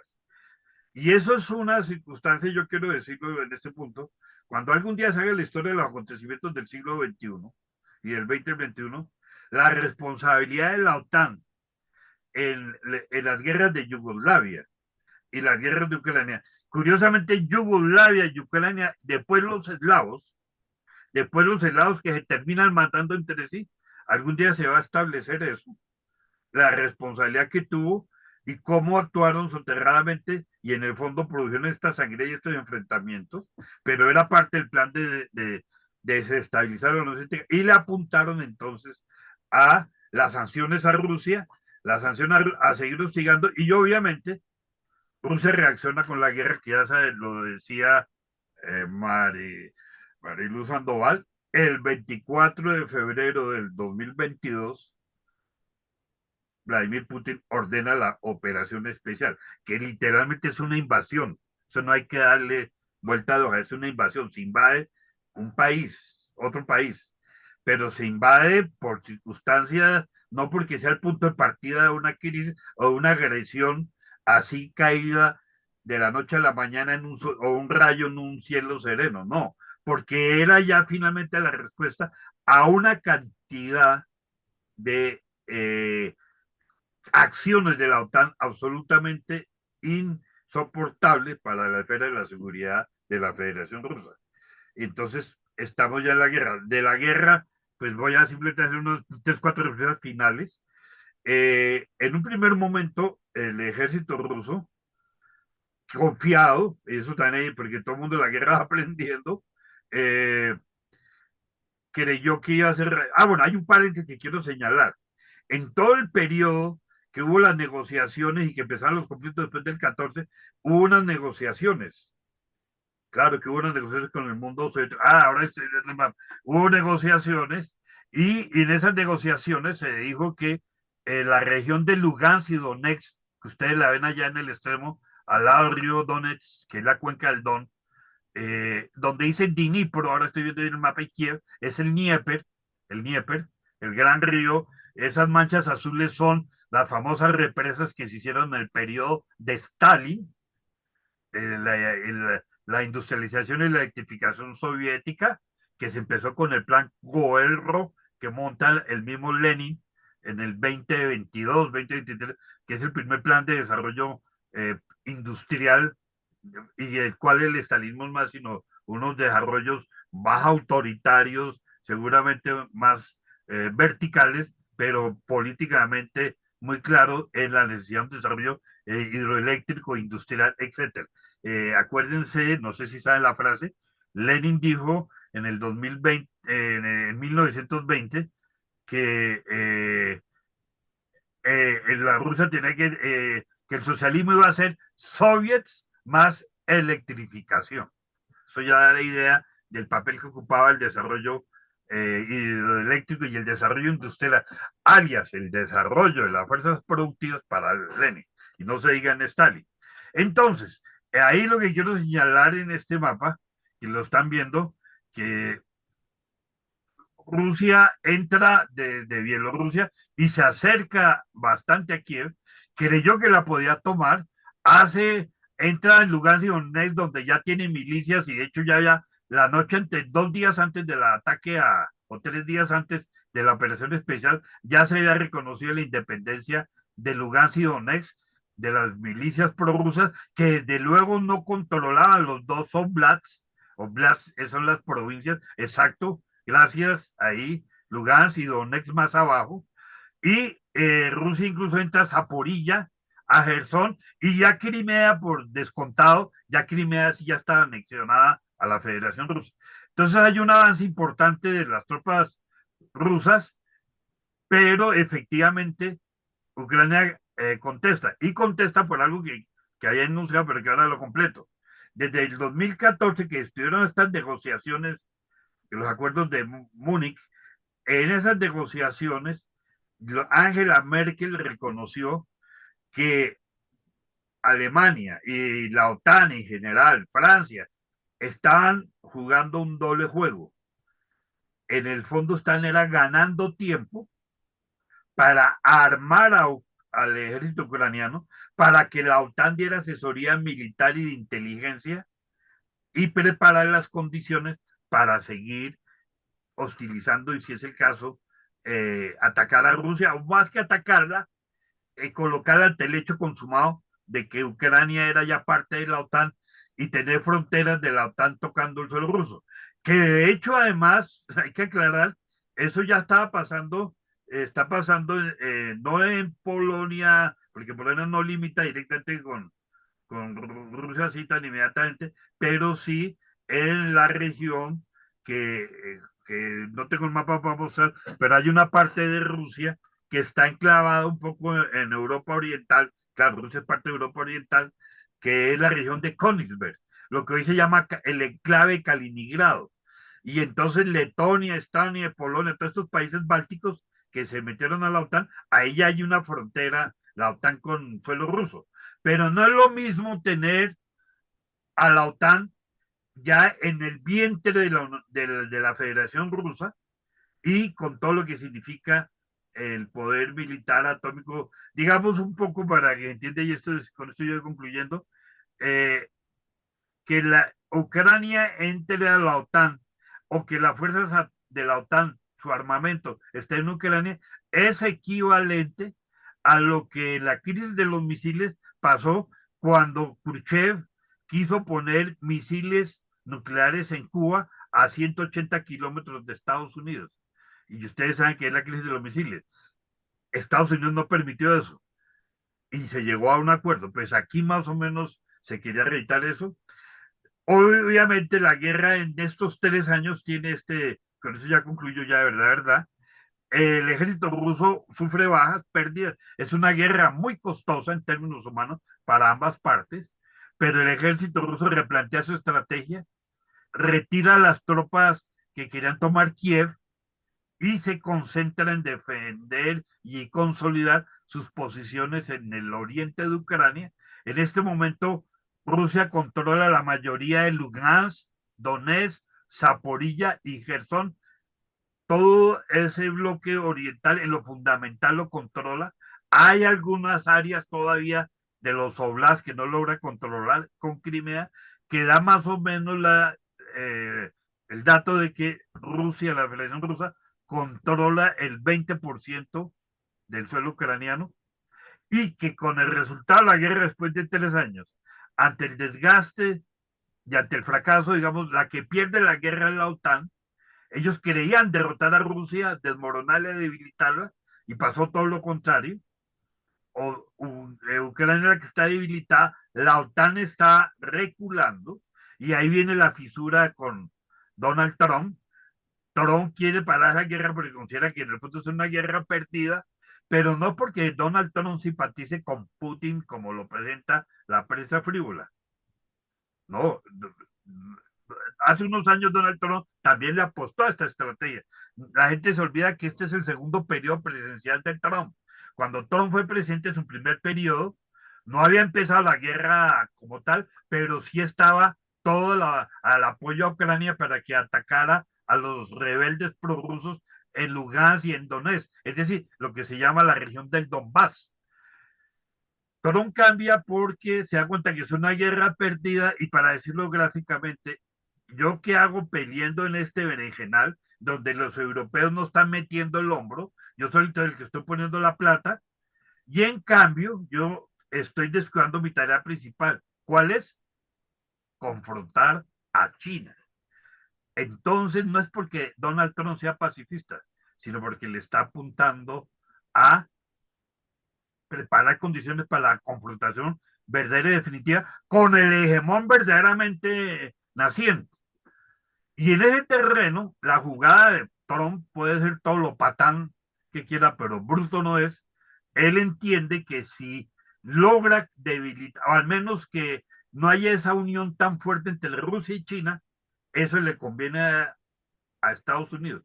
Porque lo que ha hecho la política, incluso la misma de Trump en su primer mandato, pero desde luego la de Obama y la del señor George Biden, no sé si él realmente gobernaba o era una especie de zombie, o los que gobernaban en su nombre, pero que produjo un resultado contraproducente para la política occidental. Rusia, China e Irán estrecharon relaciones en lo económico, en lo tecnológico y en lo militar. Desde luego, están lejos de ser un hegemón que desplaza al otro, pero es el polo creciente. Ya prácticamente ya se tiene que aceptar que la OTAN perdió la guerra de Ucrania, que Ucrania tiene que aceptar el desmembramiento, que los territorios conquistados por Rusia no los va a devolver, que Crimea ya es, y por lo menos volvemos a las dos o tres razones fundamentales del interés ruso. Lo que queda de Ucrania no va a poder pertenecer a la OTAN, la Federación Rusa no va a aceptar eso, y va a haber entonces una discusión de si es posible un orden y una seguridad europea, al menos de entente, entre esa situación, que llevaría, entre otras cosas, en un sano sentido de la palabra, a que de nuevo Finlandia no continuara en la OTAN y mantener una zona de neutralidad con garantías, eso sí, obviamente, y Rusia las puede dar, porque Rusia no está interesada en conquistar el corazón de Europa, como dice Macron y como dice Pedro Sánchez, que asustan a los europeos diciendo que los tanques rusos van a entrar a París, a Madrid o a Finisterre, es decir, en el extremo occidental de Europa, allá en Galicia, España, no. Ese es el cuadro, ahí quiero dejar los elementos, me parece, para el debate, quiero llamar la atención que debatamos no solo los hechos de la guerra actual, la lectura que se puede tener, pero en relación con los elementos geopolíticos que señalé yo del realismo político. Bueno, muchas gracias a toda la gente que esté en esta conversación. Muchas gracias, profesor Francisco Reyes. Le agradecemos pues, por esta conferencia tan amplia, tan interesante y tan profunda, haciendo pues un contexto histórico tan desarrollado y que nos permite pues llegar a este momento de confrontación y nos da un contexto mucho más amplio. Le damos entrada al profesor Ricardo Castaño, profesor y decano de la Universidad de Caldas, nos va a acompañar con una serie de comentarios para que podamos ir ya apuntalando ciertas preguntas pues para nuestros panelistas. Profesor Ricardo Castaño, bienvenido, siga por favor, muchas gracias. Gracias, John. Buenas tardes, noches a todos los presentes. Primero que todo, pues agradecerle al profesor Francisco José Reyes por su interesantísima conferencia. Me parece que en muchas cosas estamos de acuerdo, querido profe. Y lo primero que tengo que resaltar es su postura frente al poco estudio que tenemos en Colombia, en las universidades, sobre la geopolítica. Creo que estamos bastante mal en ese asunto. Desconocemos el territorio, bien se ha dicho, y me parece que en eso sí estamos totalmente de acuerdo. Nos quedamos en aquel Respicepolium de 1918 cuando el presidente de la época insinuaba alguna situación de relación con Estados Unidos como intentando sugerir, sigamos la política del norte porque allá está quien nos oriente en política exterior, pero realmente política exterior poco no. Vamos al grano. Creo que me parece importante hacer un par de apuntes relacionados con la exposición del profesor, que por cierto me parece muy completa. Algunos datos históricos, comenzando por la situación de si realmente Ucrania existía como nación o no. Ya usted mismo lo ha dicho, el Gran Rus, ¿sí?, que tenía su gran capital pues en Kiev, el famoso anillo de oro que convertía todo esto en un gran imperio, ¿sí?, que en su momento pues la sucesión de zares fue fortaleciendo durante muchísimos siglos, durante mucho tiempo. Pero hay que comenzar sobre cómo es que comienza a fortalecerse digamos, el ultranacionalismo ucraniano desde la época misma del Imperio Austrohúngaro, cuando se sugiere desde el imperio a la población que habitaba la región de lo que hoy es Ucrania, de la necesidad de separarse del yugo ruso, o de los rusos que los estaban sometiendo, y cómo eso juega, digamos, un papel ciertamente importante, digamos, en la situación que se va a presentar posteriormente. Yo he escuchado en reiteradas ocasiones una frase muy interesante al presidente de Rusia, Vladimir Putin, cuando dice que Ucrania es un invento de Lenin. Cuando se crea la República Popular Soviética de Ucrania en el año 1922 para conformar en sí misma la Unión Soviética. De hecho, creo que en algo tiene razón.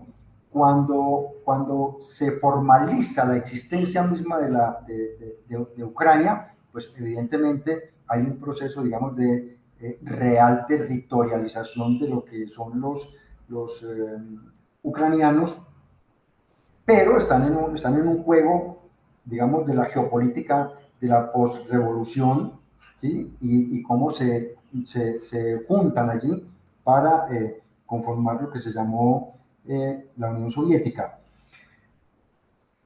¿Qué nos enseñó la Segunda Guerra Mundial? Pues a los europeos en este momento parece que no les hubiera enseñado nada, porque la postración de Europa en este momento es altamente preocupante, ¿no? Europa está postrada a la OTAN, postrada a Estados Unidos. Para mi gusto no tiene en este momento ningún poder de decisión, aunque uno escucha posturas como las de Sánchez en España, como las de Macron, bien lo decía usted, o escuchando, por ejemplo, a la representante polaca ante el Parlamento Europeo, cuando decía que para qué hospitales y para qué escuelas y para qué universidades, si en 4 años seremos invadidos por Rusia y estaremos hablando ruso. Entonces, no hay necesidad de construir escuelas, sino lo que tenemos es que armarnos para enfrentar una posible invasión rusa. El papel, que también usted lo mencionó, me parece importantísimo, el papel que juegan los ucranianos, sobre todo los ucranianos occidentales, a la llegada de los nazis a territorio soviético, en aquella invasión nazi que comienza ciertamente el 22 de junio de 1941, cuando comienza, digamos, esa segunda etapa de la Segunda Guerra Mundial y que se convierte para los soviéticos en la Gran Guerra Patria, que como bien también usted lo ha dicho, en 2 días se conmemorará el 80 aniversario de esa gesta. Cómo no solamente los ucranianos lo reciben como sus salvadores, sino lo que pasa después. Es decir, si en el momento tenemos a un señor como Stepan Bandera, que juega un papel fundamental de colaboracionismo con los nazis y que es el responsable de las 200.000 víctimas polacas, por ejemplo, y cómo los ucranianos ahora, o una parte importante, digamos, de Ucrania, no hablemos del pueblo ucraniano, sino de esas élites que se han nazificado, por decirlo de alguna manera, no reconocen el papel que jugó la Unión Soviética en ese momento de la guerra, y cómo la infiltración de la CIA en la Ucrania soviética comienza a jugar un papel fundamental en los asuntos de poner a Ucrania en contra de la misma Unión Soviética, y evidentemente como consecuencia de eso lo que está pasando ahora entre Ucrania y Rusia. Sí, son 2 pueblos hermanos.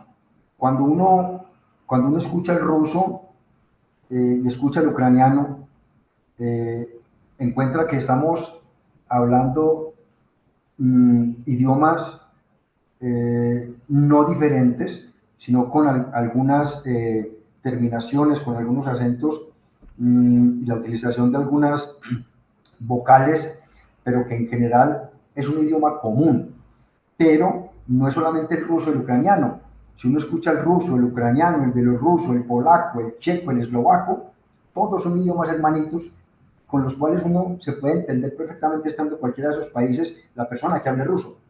Entonces, por eso es importante el asunto de cómo se ha venido manejando desde la OTAN intentar separar los países eslavos de cualquier tipo de influencia de Rusia. Ahora bien, lo que se pactó en Yalta, evidentemente comienza a desbaratarse con la Guerra Fría y el asunto de la caída del muro de Berlín, y más concretamente luego en el 91, cuando se desbarata la Unión Soviética, pues evidentemente va a generar una situación realmente incontrolable para Rusia, pero lo que se genera allí, que no es solamente una situación catastrófica desde el punto de vista económico, sino desde el punto de vista político, lo que pasa allí, la resistencia interna que se genera, que fue brutalmente aplastada, y lo que viene después, ¿sí?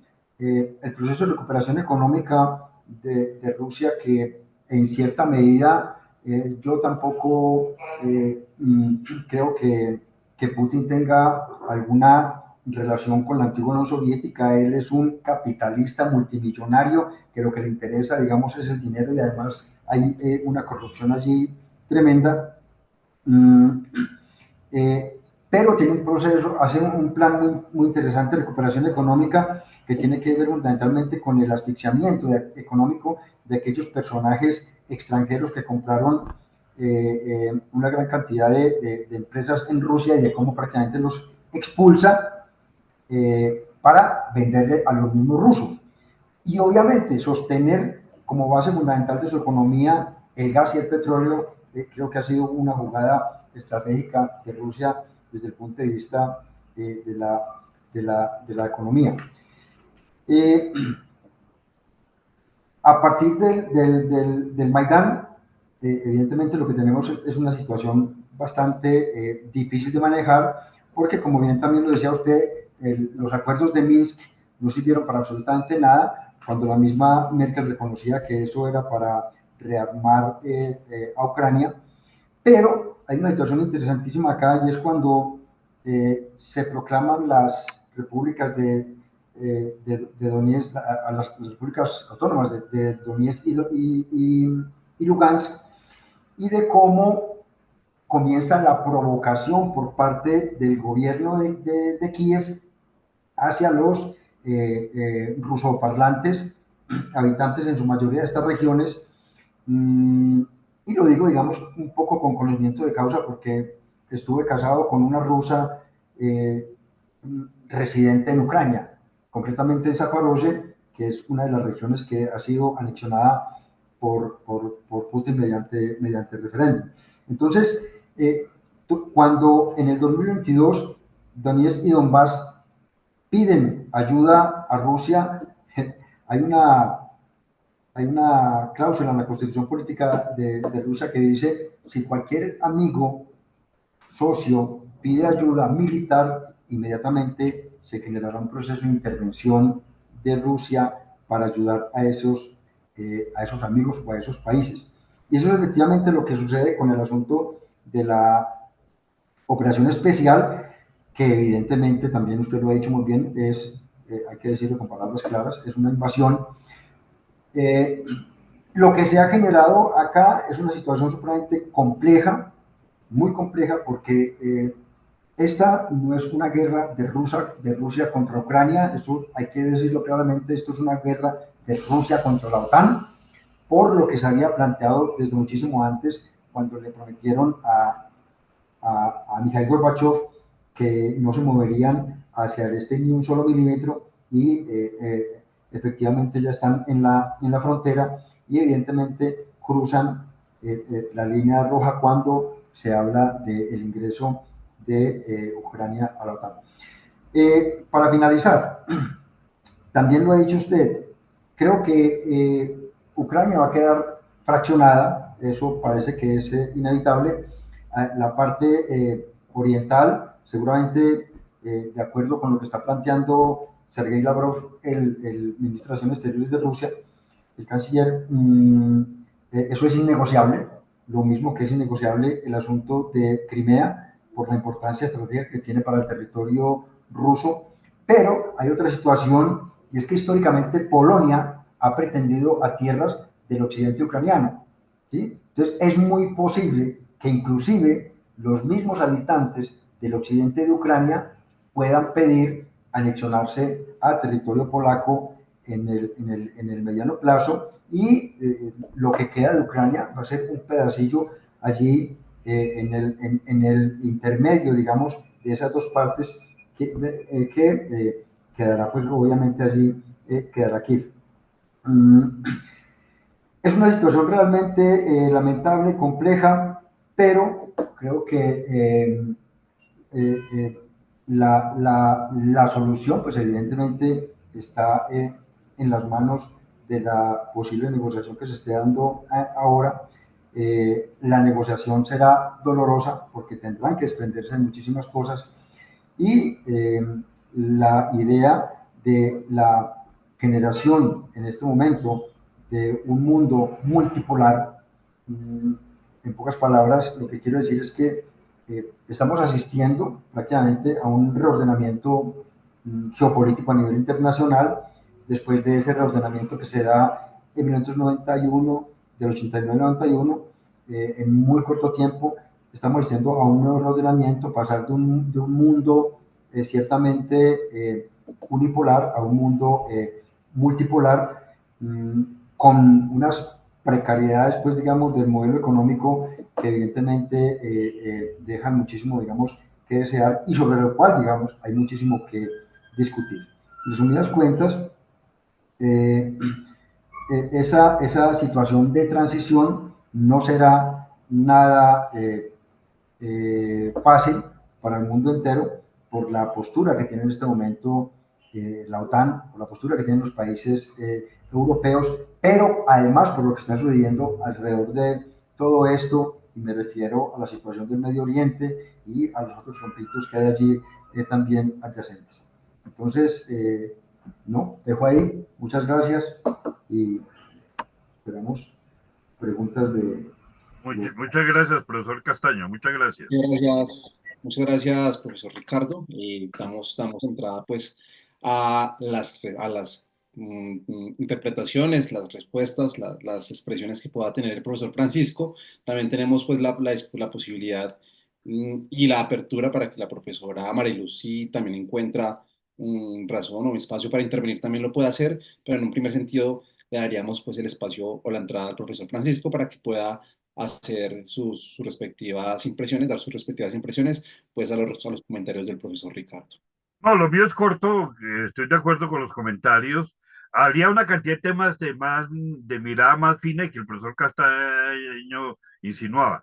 Yo creo que la discusión de la nacionalidad ucraniana no se puede despachar ni a lo Putin, ni tampoco se puede despachar a lo Macron, ¿no? O a la Europa occidental. Es decir, primero es un pueblo respetable, es un pueblo con historia, es la génesis de la Rusia histórica, pero es un pueblo, de hecho, como todos los pueblos con conflictos y contradicciones, es cierto lo del elemento fascista, eso tiene todas unas historias allí, y bueno, y quizás por la verdad, hay que decir con verdad que aunque son un tronco común, y fue el Rus de Kiev, después el Rus en Novgorod, después cuando aparece Moscú y todo eso, y hay una historia, hay tensiones entre ellos, y también es cierto que el pueblo eslavo ruso no es propiamente un angelito, no, y entonces efectivamente sí hay una historia de sometimiento de los rusos, de los ucranianos no filorrusos, que tiene su razón histórica. Los polacos también tienen su historia, en ese sentido, pero también han sido agresores. Es decir, esto es una historia de lado y lado, pero más allá de eso, me parece la complejidad es, y en esa parte sí, claro, es que cuando se hace el modelo soviético, lo quiero conectar, digamos, primero Lenin había dicho que el imperio ruso era un imperio, era una cárcel de pueblos.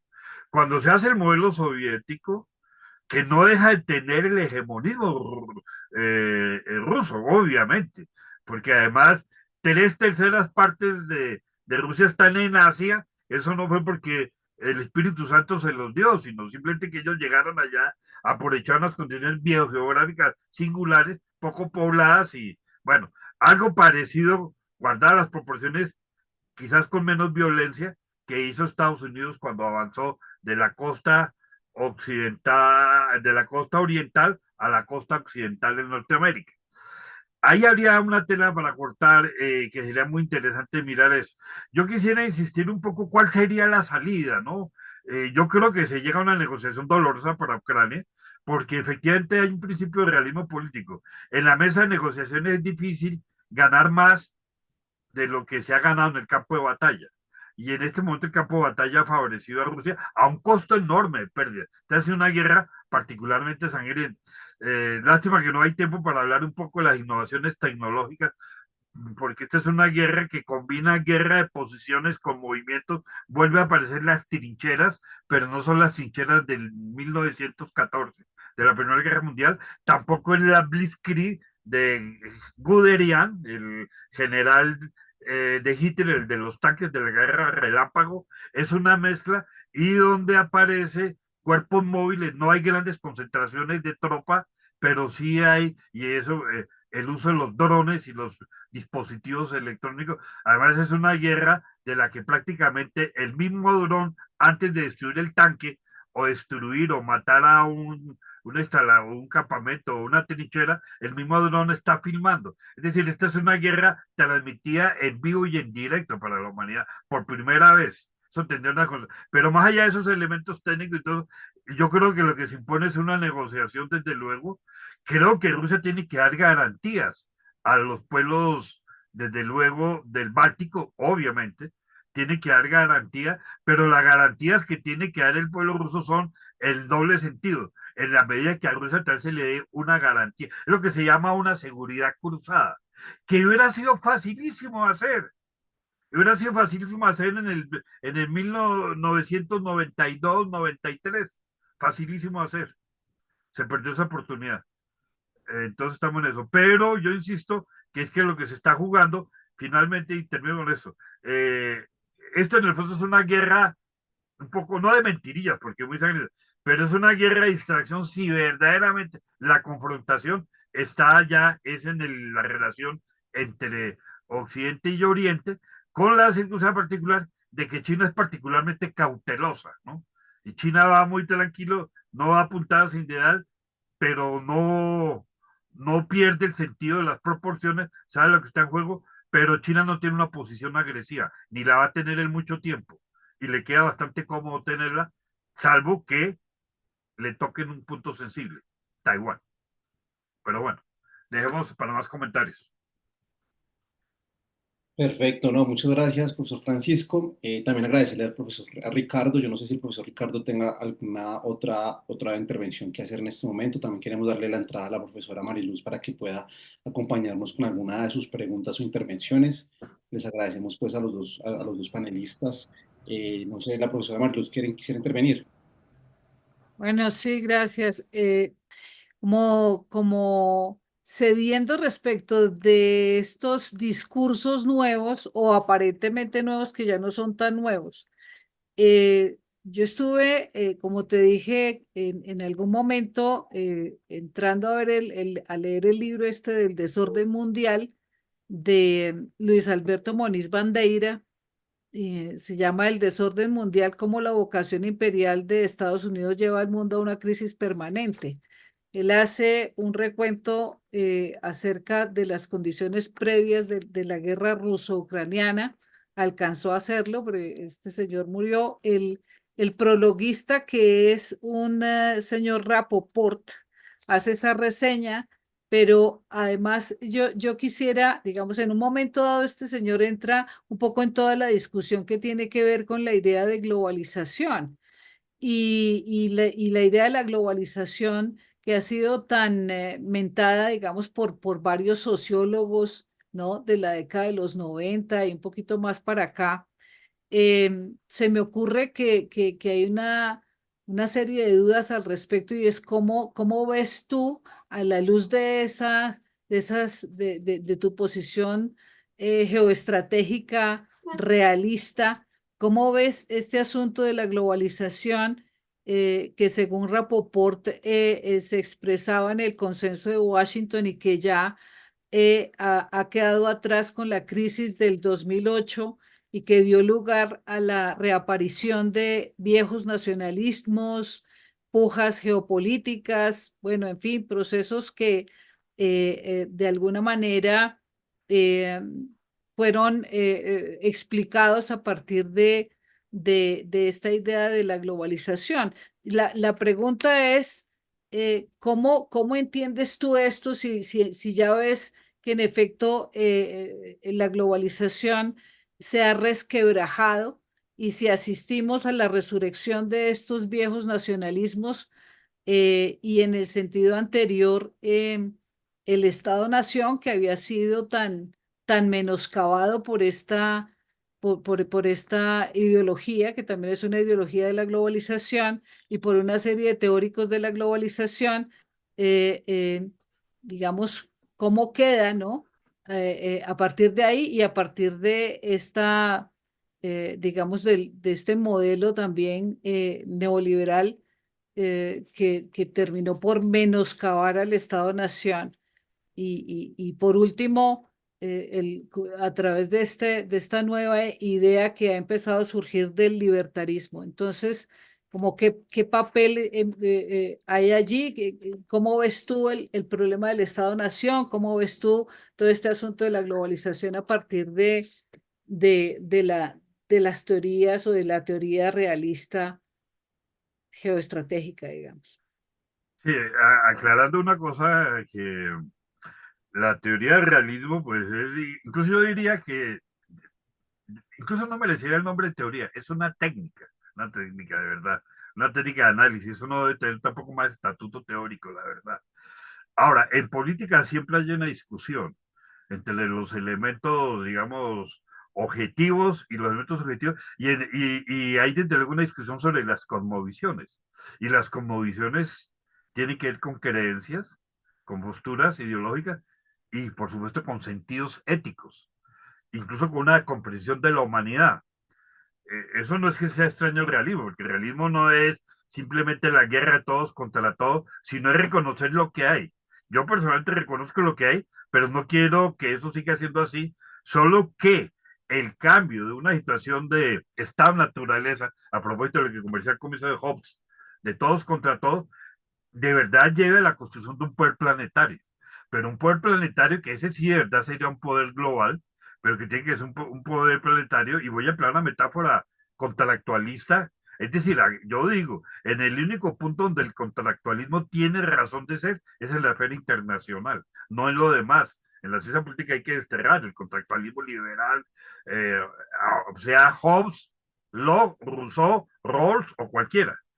Pero la cena internacional sí tiene su cuarto hora, y en eso incluso Kant, por eso la idea de una paz perpetua pasa por un poder planetario. Ojalá que se llegue a eso, pero es una paz que se construye precisamente porque por fin logremos construir un derecho internacional de verdad, un derecho, y voy a decirlo en términos puramente liberales, teóricos. Es que el liberalismo solo aquí en la teoría no lo lleva a la práctica, solo muy contados casos, que proteja al débil del fuerte, porque es que en el fondo, si hay un poder por encima del fuerte y el débil, ese poder debe ser capaz de someter al matón de la cuadra.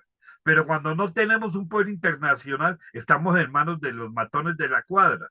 El matón de la cuadra de los últimos 100 años se llama Estados Unidos. Hace 120 años, 130 o 40 años era Inglaterra. Ahora, yo no creo que deba ser Putin o deba ser Xi Jinping. Y además pregunto, ¿y América Latina qué? Pero bueno, más allá de eso, esa consideración. Voy a hacer otra consideración también de otro, de carácter, no sé si semántico. Y lo conversaba, creo que está el profesor Miguel Ángel Hernández, no sé si me está escuchando. Alguna vez conversábamos con ella este punto. La globalización, ¿sabe cuándo empezó? El día que Sebastián Elcano entró al puerto español después de dar la circunvalación del globo en la expedición de Magallanes. Es decir, cuando tuvimos la conciencia práctica y efectiva de que vivimos en un globo y que efectivamente unos tipos le dio la vuelta le dieron la vuelta al mundo. Y eso lo retoma Marx. Marx es el primero que habla de la vocación globalizante del capitalismo. Entonces el problema no es la globalización. La pregunta es quién hegemoniza la globalización.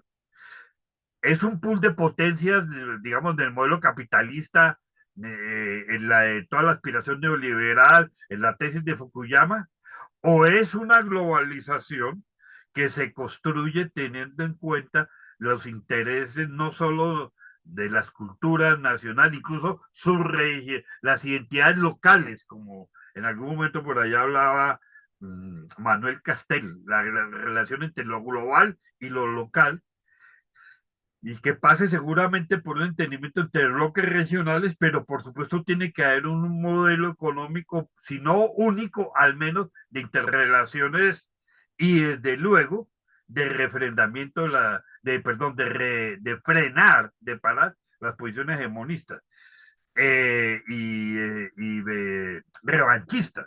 Pero eso solo pasa porque haya un poder planetario con la suficiente legitimidad, pero también con la suficiente capacidad de ejercer la coacción en virtud de un verdadero derecho internacional que evite que no haya abusos en el vecindario. Pero esa es la paz perpetua que todavía falta por construir. Entonces me parece que lo que se habla de globalización, pues simplemente es la globalización de los que van ganando y los que van perdiendo qué. Y claro, en ese contexto, y concluyo con eso, desde luego, la categoría Estado Nacional está lejos de desaparecer. Eso se aplica el dicho que decía a propósito, un dicho español, los muertos que vos matáis gozan de perfecta salud. Y eso es sobre todo importante para países que tenemos procesos de construcción de estados nacionales absolutamente deficitarios, incompletos, y había algunos aquí, digamos, que al son de los toques de la posmodernidad renunciaban a eso. Eso eran discursos decimonónicos. Westfalia pasó de moda, no. Lo que pasa es que ahora los estados nacionales por sí solos tienen que plantear un problema: las relaciones de bloques regionales, la geopolítica de bloques. Y la geopolítica de bloques, por ejemplo, en el caso latinoamericano, pues nos está diciendo qué es lo que hay que hacer. Necesitamos una verdadera integración latinoamericana.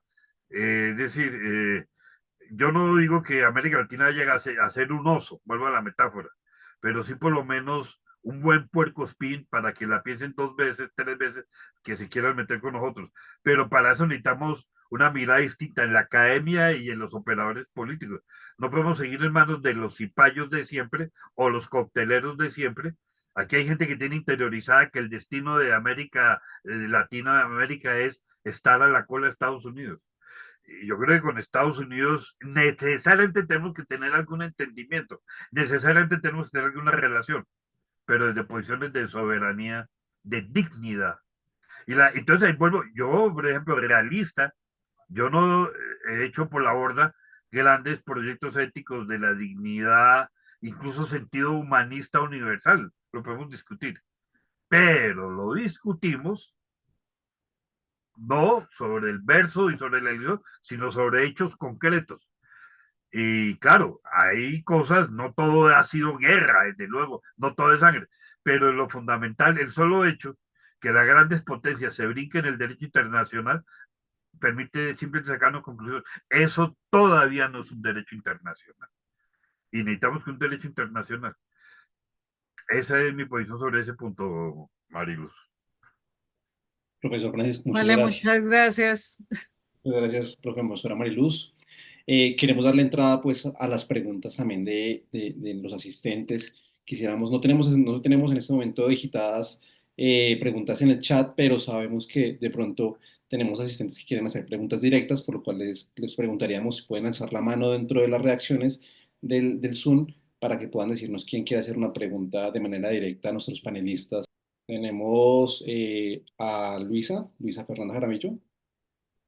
Si Sí, hola. quieres, Luisa, ¿cómo estás? Luisa es una socióloga ya graduada de la Universidad de Caldas, también compañera de nosotros y activa dentro del grupo de investigaciones. Muchas gracias, Luisa, por tu participación. Bienvenida y adelante.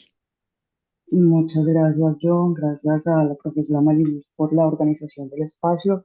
Por supuesto, al profesor Francisco y al profesor Ricardo por su participación. Me gustaría preguntar, eh, ¿qué relación sostiene la guerra en Ucrania con otros conflictos y guerras vigentes a nivel global? Es claro, bueno, ya el profesor Ricardo y el profesor Francisco adelantaron algo sobre esto, pero me gustaría, de ser posible, que ambos pudieran profundizar un poco sobre este aspecto.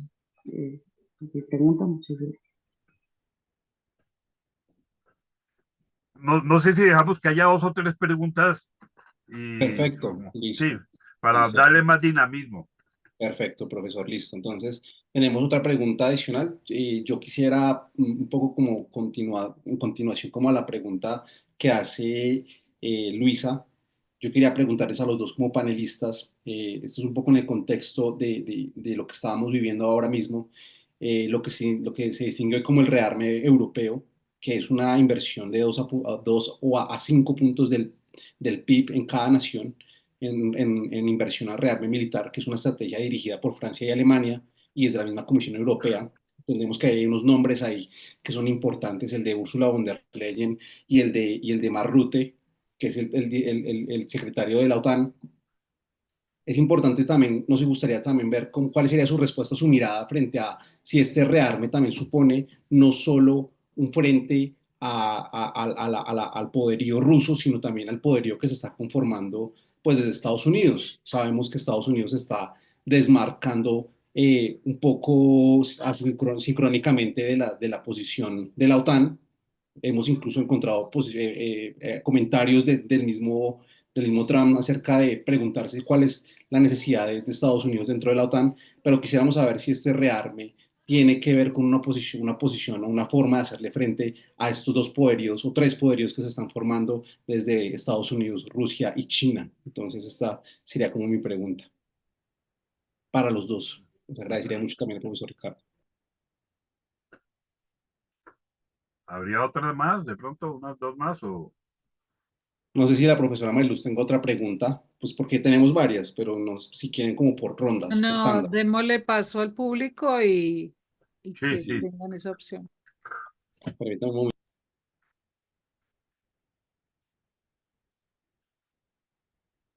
De momento tenemos estas dos. Tenemos una tercera más que tiene que ver con,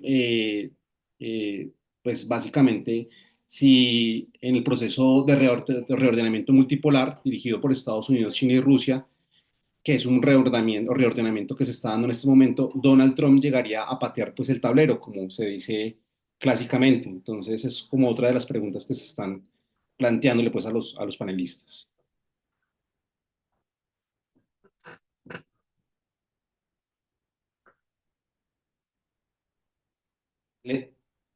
Tenemos a uno de los asistentes, Héctor Carranza, por favor, bienvenido. Puede abrir su micrófono para que pueda hacer su pregunta. Bienvenido. Hola, ¿qué tal? Buenas tardes, casi noches. Pues antes que nada agradecer este espacio y esta conferencia tan nutrida del doctor, de verdad muy amplia y muy enriquecedora. Pues bien, con muchos temas muy importantes y muy destacados. Comenzar con tus ideas definitivamente abrió el tema para poder tener una discusión más clara y de lo que fue llevando la conversación. Y justo son dos preguntitas que quería hacer. Una referente a este principio que habló de Tucídides, no sé si habrá tenido una referencia de la trampa precisamente de Tucídides, que habla de este contexto en que un hegemón está mal herido, está por decaer y un próximo está renaciendo. Siempre en este venir de poderes se presenta una escalada conflictiva. En ese contexto, usted dentro de su lectura puede o podría visualizar un posible conflicto a nivel, a una escala bélica entre China y Estados Unidos. Esa sería una primera pregunta. Y ya más aterrizando en el tema que con mucho gusto usted dio lectura y dio análisis, ¿cree que Rusia en este contexto un poquito más clásico de Mackinder hablando de un área de pivote o de un Herland.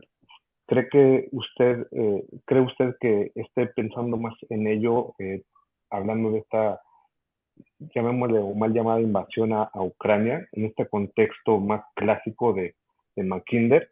Y bueno, y también lo que mencionó de Crimea allá en Sebastopol, pues considero y también apoyo esa teoría de que pues esa área geoestratégica definitivamente no la va a poder dejar así de la noche a la mañana. Y yo creo que no está dentro de sus planes geoestratégicos de Rusia, puesto como bien dijo, es un acceso a estas aguas cálidas que le brindan, ¿no? Otro frente de batalla distinto al que tiene dentro de su territorio, ¿no? Sería esa mi aportación y pregunta. Muchas gracias, sí, sí. Muchas gracias a Héctor. Tenemos estas preguntas de momento, entonces quiere inicia el profesor Francisco y ya después Sí, seguiríamos con el profesor Ricardo. bueno, sí, y de acuerdo, no tengo respuestas, tengo también muchas preguntas y coincido, pero aventuraré algunas ideas. Desde luego, hay unos escenarios de guerra. Lo que pasa es que, a ver, hay una cosa que sí es una diferencia. Después de en la Guerra Fría, nunca hubo una confrontación, digamos, Unión Soviética-OTAN. Eso hay que decirlo. Ahora sí estamos asistiendo a una confrontación, lo que se llama una guerra proxy más fuerte, que yo no, en la presentación de la charla no titulé llamarla una guerra Rusia o Federación Rusa versus OTAN, pero no es todavía frontal, pero sí en un nivel incomparable a lo que pasó antes, la intromisión de Europa allí en esta guerra. Entonces, esta es una guerra, digamos, de gran contenido político por la naturaleza de los contendores. Y sobre todo, porque Rusia, si no es una potencia económica, es una gran potencia territorial, y sobre todo sí creo que es, y lo está demostrando, que es la segunda o tercera potencia militar. Habrá que mirar quién es más fuerte si Rusia o China. Yo creo que es Rusia todavía, no sé por cuánto tiempo, pero eso es así. Eso marca una diferencia. Ahora, hay unas guerras que están, digamos, que son de la vieja factura que el hegemonismo occidental tiene. De hecho, la guerra del Medio Oriente, la guerra entre Israel y lo que se llama la Franja de Gaza, que llamar eso guerra es un poco desproporcionado. Hablemos de la intromisión del sionismo dentro de Oriente Medio. Es un proyecto hegemónico expansionista de la geopolítica occidental, absolutamente claro. Es decir, eh, es una cuña en el corazón del mundo árabe, el hegemonismo occidental, disfrazado por razones sionistas, que ha devenido en toda esta cosa tan terrible y que ha devenido en la complacencia de las potencias occidentales a todo lo que ha hecho, no es de ahora, lo que ha hecho eh, Israel casi desde el día de su fundación. Y no voy a entrar a discutir aquí la pérdida de perspectiva que tuvo el gobierno soviético, estando Stalin vivo, que avaló la creación del Estado de Israel y la partición de Palestina. Uno no puede decretar la partición de un territorio cuando no consulta a las dos partes. Luego, para mí, esa resolución de las Naciones Unidas que crea el Estado de Israel es una resolución ilegítima. Y ese es el origen del problema. Y creo que eso lo también se ha discutido, no tiene otra salida. No, yo no estoy hablando de la liquidación de los judíos, pero sí la liquidación del sionismo como proyecto. Entonces esa guerra está ahí. Habría otras cosas, diga, por supuesto, está todo el tema del Sahel. El Sahel es todas esas tribulaciones que ha resultado, entre otras cosas, de la política colonialista europea en África, que ahora obviamente se ha resistido las contradicciones ideológicas y religiosas por la reacción de los fundamentalismos islámicos. Pero los fundamentalismos islámicos son creación de la agresividad occidental en el tiempo moderno, en el desbalance. Fíjense ustedes que cuando hubo las cruzadas no hubo un fundamentalismo islámico. No había necesidad de que hubiera un fundamentalismo islámico porque la equivalencia de las potencias europeas de entonces y las potencias musulmanas, turcas, otomanas, etcétera, no daba para que hubiera fundamentalismo. El fundamentalismo aparece donde hay la asimetría, donde aparece el desespero. Y claro, esta es una religión, el Islam, que tiene de dónde tener para sacar elementos fundamentalistas, como en su momento lo han hecho los católicos, los protestantes, cuando están en situaciones complicadas allí. Es decir, eso sí es para sociología de la religión, porque las tres religiones de salvación, cristianismo, islam y judaísmo, son en el fondo potencialmente religiones de perdición de los no creyentes y son religiones, pero eso es otro debate. Pero eso no explica las contradicciones. El problema no es religioso, tiene un componente. Es fundamental un problema geopolítico, eso sí. Creo que es novedoso lo de Pakistán y la India, que ahorita está como caliente. Yo creo que hay una serie de guerras locales. No es que tenga una relación dialéctica o es que no hubo un plan, pero sí están en el reacomodo. Pero voy a decirlo, lo de Pakistán y India y en parte China sobre Cachemira es simplemente el resultado de la pésima partición de Pakistán y de China en ese momento. Entonces yo lo vería así. Creo, en cambio, que puede ser más complejo. A ver, es muy sencillo. Eh, hay que dejar claro que Taiwán no puede ser un país por fuera de China, eso es claro. Se puede llegar a una fórmula como la de Hong Kong. Yo no entiendo por qué no se impone el sitio común. China no quiere acabar como modelo capitalista en Taiwán, entre otros casos porque le conviene a la misma China. Lo que necesitamos es que Estados Unidos entienda que él no tiene que ser la cuarta o quinta flota de Estados Unidos cuidando a Taiwán como lo empezaba a hacer en la época de Mao, ¿no? Es decir, Estados Unidos tiene que abandonar Asia o estar en Asia en otros términos, pero no como un hegemón. Y en eso entonces conecto con lo de Tucídides y la trapa de Tucídides. Sí, eso ha sido así, lo cual no quiere decir que sea un destino inexorable, porque puede haber elementos de entendimiento. Yo personalmente creo que China no es que le interese ir a una confrontación y además todavía está en una desventaja grande. Yo no mostré unos datos, pero el presupuesto militar de China todavía es como la quinta parte del presupuesto militar de Estados Unidos, por ahora, ¿no? Creo que a China no le interesaría eso, pero se está preparando, ¿no? Al menos defensivamente, al menos con Taiwán. Yo creo que no necesariamente tiene que llegar a una confrontación de esas, pero sobre todo si la miramos en términos más contemporáneos, cosa que no puede haber Tucídides y en la cuenca del Mediterráneo no lo daba, porque eran dos grandes hegemones, Atenas o Esparta, pare de contar, era una especie de mundo bipolar en el Mediterráneo, en el interland helénico. No, yo creo que una salida para la trampa de Tucídides es que le apostemos a una orden multilateral, multipolar y de bloques regionales que lleguen a unos acuerdos inseguros, inestables, pero de ciertas confianzas mutuas. Es decir, el realismo político también tiene que ver con que hay que hacer garantías cruzadas, obvio. La mejor guerra es la que no se pelea, decía el maestro Sun Tzu. El problema es cuando las guerras son inevitables. Hagamos que las guerras no hagamos que las guerras no sean necesarias. Esa es la tarea de la política. Pero la política también tiene desde el momento que tomar la conducción de la guerra, porque lo dijo el maestro Clausewitz, la guerra no es más sino la continuación de la política por otros medios. Es lo que yo diría allí sobre lo de Tucídides. Me llama la atención el colega, creo que es de acento mexicano, me pareció, el que habló, me pareció, Héctor. no sé. Ah, Héctor, ¿tú eres, de dónde eres, Héctor? Sí, doctor de México. Bueno, no me diga doctor, soy Francisco, pero sí cojo los acentos.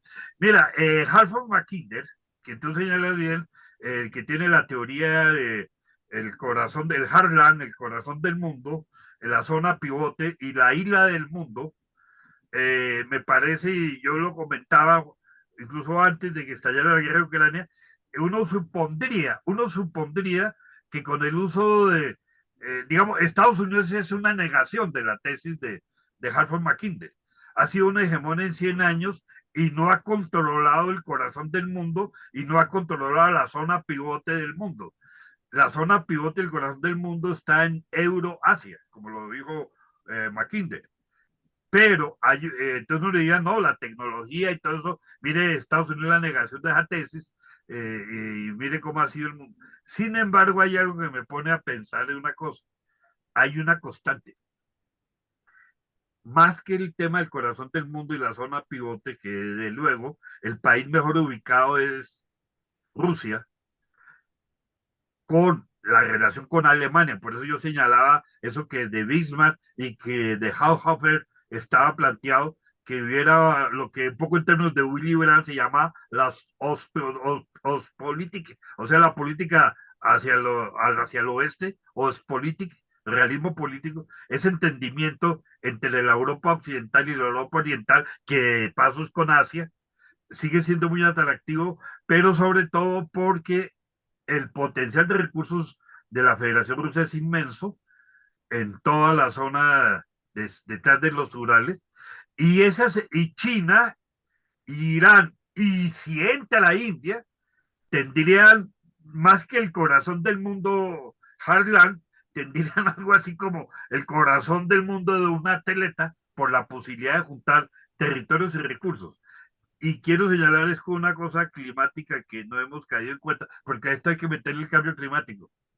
En los próximos, como estamos en un periodo interglacial, en los próximos 50 o 100 años, todo el círculo polar ártico y la costa rusa sobre el círculo polar ártico va a ser una zona de un potencial económico inmenso. Geográficamente, los suelos, los recursos naturales y sobre todo por la posibilidad de estar circulando permanentemente sin tener casquetes de hielo. Eso va a ser, pues no lo vamos a ver nosotros.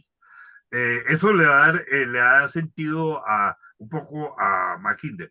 Sin embargo, uno puede pensar que, digamos, la capacidad tecnológica de golpear cualquier lugar del mundo con cierta tecnología en menos de 24, menos 10, 12 horas o algo, ya relativiza esa mirada todavía tan continentalista del corazón del mundo. Pero ahí creo yo que es un debate muy rico para darlo.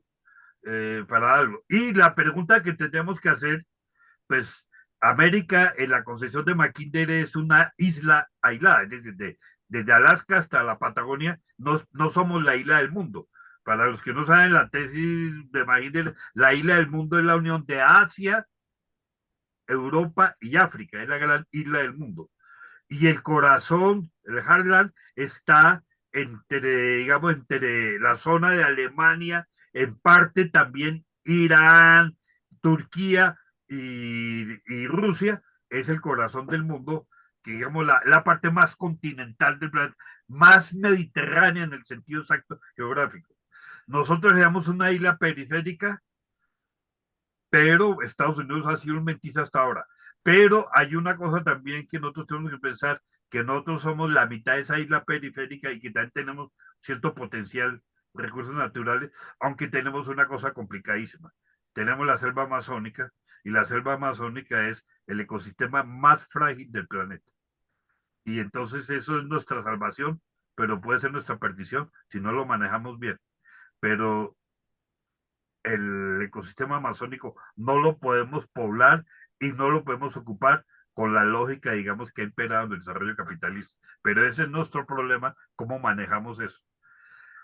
La otra pregunta, si no me equivoco, es la guerra ruso-china. Mire, yo creo que no, yo no soy catastrofista, puede ser, pero no creo en una guerra nuclear así y una confrontación. Puede haber tensiones fuertes, pero creo que por más de que se resista, yo no creo que Estados Unidos arriesgue una guerra con China para evitar que Taiwán sea anexado a China. Eso me parece como desproporcionado. Y habría otros elementos de economías cruzadas que les podría buscar ciertas áreas de cooperación. Esperaría yo eso, pero estaríamos ahí con... Es decir, hay algo del Real Europeo que se me olvidaba. Yo creo que estos locos del Real Europeo y en cierta forma Trump hay allí una insensatez que hay que saber denunciar. Es decir, los europeos están locos con el rearme.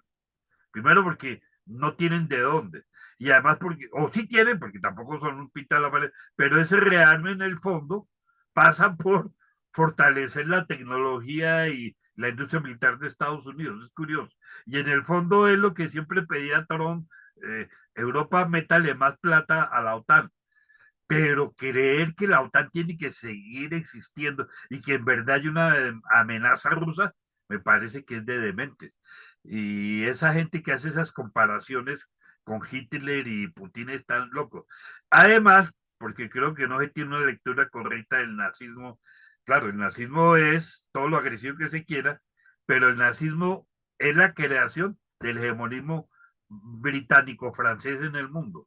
Es todo fascismo es resentimiento. Y claro, los nazis son europeos colonialistas expansivos, pero no es que Hitler fuera un loco, ¿no? Era que estaba reaccionando también a una situación donde las reglas de juego desde el siglo XIX la imponía. Es decir, Francia e Inglaterra no tienen la autoridad moral para descalificar el expansionismo fascista. Claro, se puede descalificar los sesgos ideológicos que tuvo esa manera particularmente irracional del elemento fascista, pero ellos están en la misma lógica. Es decir, el que va ganando el partido no puede quitarle legitimidad que lo va perdiendo simplemente diciendo que es un loco, un insensato. Pero esa historia no la ven así. Es impresionante cómo la lectura de la Segunda Guerra Mundial está en términos de que si tienen un loco, un villano, un malo, pero no entiende lo que está ahí en juego. Sí lo entendió un tipo muy inteligente, el señor John Maynard Keynes, cuando dijo, esta paz de Versalles es una pausa porque estamos fabricando una segunda guerra. Y no vean que fabricar un loco, como, porque Hitler no era finalmente loco. Tarde o temprano hubiera podido pasar una cosa. Entonces, yo sí creo que la teoría política y la geopolítica puede servir para al menos no cometer esos errores. Eh, y entonces evitar dolores de cabeza más fuertes porque las hegemonías no duran toda la vida y los hegemones no son eternos, como decía el cantante este que se murió, nadie es eterno en el mundo. Bueno, ahí dejo. Muchas gracias, profesor Francisco. Quisiéramos darle paso al profesor Ricardo Castaño para que nos pudiera también dar sus luces respecto a las preguntas que hemos planteado y de pronto qué impresiones puede compartirnos. Profesor Ricardo, bienvenido. Adelante, por favor. Gracias. Muy corto. Lo primero, sobre la pregunta de si las guerras externas a la ruso-ucraniana tienen alguna relación. Yo realmente creo que todo este tipo de conflictos que estamos viviendo en este momento a nivel mundial, pues tienen una relación, evidentemente, justamente por el papel hegemónico que juega Estados Unidos en las diferentes partes del mundo y por querer perpetuarse como hegemón del mundo en términos militares y económicos. El hecho mismo de apoyar, por ejemplo, la guerra en Gaza, que estamos asistiendo a un genocidio en vivo y en directo, y el mundo impávido está mirando lo que está pasando allá, y Estados Unidos está apoyando a Netanyahu. Entonces, el ataque a Siria, ¿cierto? En la medida misma en que en un momento Siria tuvo una relación importante con Rusia, por ejemplo, haber tumbado el gobierno sirio, ya eso le quita, digamos, en cierta medida algún punto de referencia importante o de apoyo que tenía Rusia en la región del Medio Oriente. Entonces, claro, hay relación, obviamente, fundamentalmente, digamos, desde el punto de vista de lo que tiene que ver con el fortalecimiento del sistema armamentístico de parte pues, de Estados Unidos y el apoyo directo a un tipo que, para mi gusto, posiblemente es un genocida, como Netanyahu. La intervención en Afganistán, por ejemplo, la situación de haber estado 20 años allá y no haber logrado absolutamente nada después de que las tropas ruso-soviéticas se fueron en el 89. Entonces, esa relación de poderes que se manejan allí, creo que trae mucho, digamos, a colación el intento por mantenerse como hegemón del mundo en contraposición con lo que ha venido planteando Rusia de la generación, digamos, de una especie de mundo multipolar no muy estable, como bien lo ha dicho el profesor, pero digamos donde haya algún tipo pues de confianza para hacer negocios. Lo que está pasando en Europa, ya lo ha reiterado mucho el profesor, me parece que es dramático, que es desastroso. Europa está postrada. Yo creo que el papel de von der Leyen y de Rutte intentando rearmar Europa, pues evidentemente tiene que ver obviamente también con el fortalecimiento mismo del hegemón norteamericano, pero creo que en algún momento, y esto tal vez lo ha dicho el mismo presidente Macron, intentar disuadir la parte rusa para generar, digamos, un poco, digamos, como ese posible, entre comillas, digamos, equilibrio desde el punto de vista militar que pueda generarse entre la OTAN y Rusia. Entonces, digamos, hay un ejercicio, digamos, como de persuasión. Y lo otro es, estoy de acuerdo plenamente con lo que dice el profesor Francisco Ure, y es, yo no creo que Trump se vaya a arriesgar a o generar una situación de guerra nuclear ni con Rusia, ni mucho menos con China, por el asunto de Taiwán. Aquí el asunto es, primero que todo, una generación de intimidación fundamentalmente desde el punto de vista económico, intentar hacer movimientos de captación de mercados a nivel internacional, pero creo que la pelea en este mundo, en este momento, está abierta a lo que pueda plantear China, que es un referente importantísimo en este momento, pero también a lo que pueda plantear Rusia, no solamente desde el punto de vista económico, sino también desde el punto de vista militar, y evidentemente lo que pueda plantear Estados Unidos en un momento determinado, digamos, de negociación entre esas tres, digamos, potencias en este momento en el mundo. No es que el papel de Europa sea irrelevante, pero sí me parece que están jugando un papel, digamos, un poco como de segundones, si se quiere, en el sentido de las intervenciones que están haciendo, digamos, en relación con lo que está pasando en Europa en este momento y en sus relaciones con Estados Unidos, que ya ha exigido que invierta más en armamento para su propia defensa. Yo dejo ahí. Muchas gracias, profesor Ricardo. Les agradecemos a todos pues, por su asistencia. Este es un evento organizado pues, por el Grupo de Investigaciones Sociohistóricas y Contemporáneas adscrito a la Facultad de Ciencias Jurídicas y Sociales de la Universidad de Caldas. Agradecemos a los panelistas pues, por su tiempo, por su espacio y por sus consideraciones, y le damos, sin más, pues, continuidad, y le damos paso pues, a la profesora Marilu Sandoval. Muchas gracias. Bueno, muchísimas gracias. Hemos tomado más tiempo del que creíamos que íbamos a tomar, pero ha sido fantástico. Yo lo he disfrutado y he tenido muy buenos comentarios por WhatsApp frente a las exposiciones. Entonces no nos queda más que agradecer muchísimo a todos los asistentes y agradecer también de manera muy especial a nuestros brillantes panelistas. Ha sido una reflexión importante en este justo momento, y tanto en términos de la expresión de los retos para Colombia, para la academia, así como hemos disfrutado este espacio también. En este caso, el profesor Francisco nos ha interpelado como academia y como universidad, y eso nos deja pues esa inquietud que ojalá podamos nosotros desarrollar con posterioridad con el profesor Ricardo Castaño. Y han sido unas exposiciones esclarecedoras para entender no solo la confrontación entre Rusia y Ucrania, sino prácticamente todo el contexto actual e histórico, que no es fácil de resumir en tan corto tiempo, eso lo entendemos. Esperamos entonces contar con su presencia para un próximo coloquio también sobre estos temas internacionales y sobre la actualidad, sobre estos asuntos, digamos, de la política internacional. Eh, en fin, muchas gracias a todos.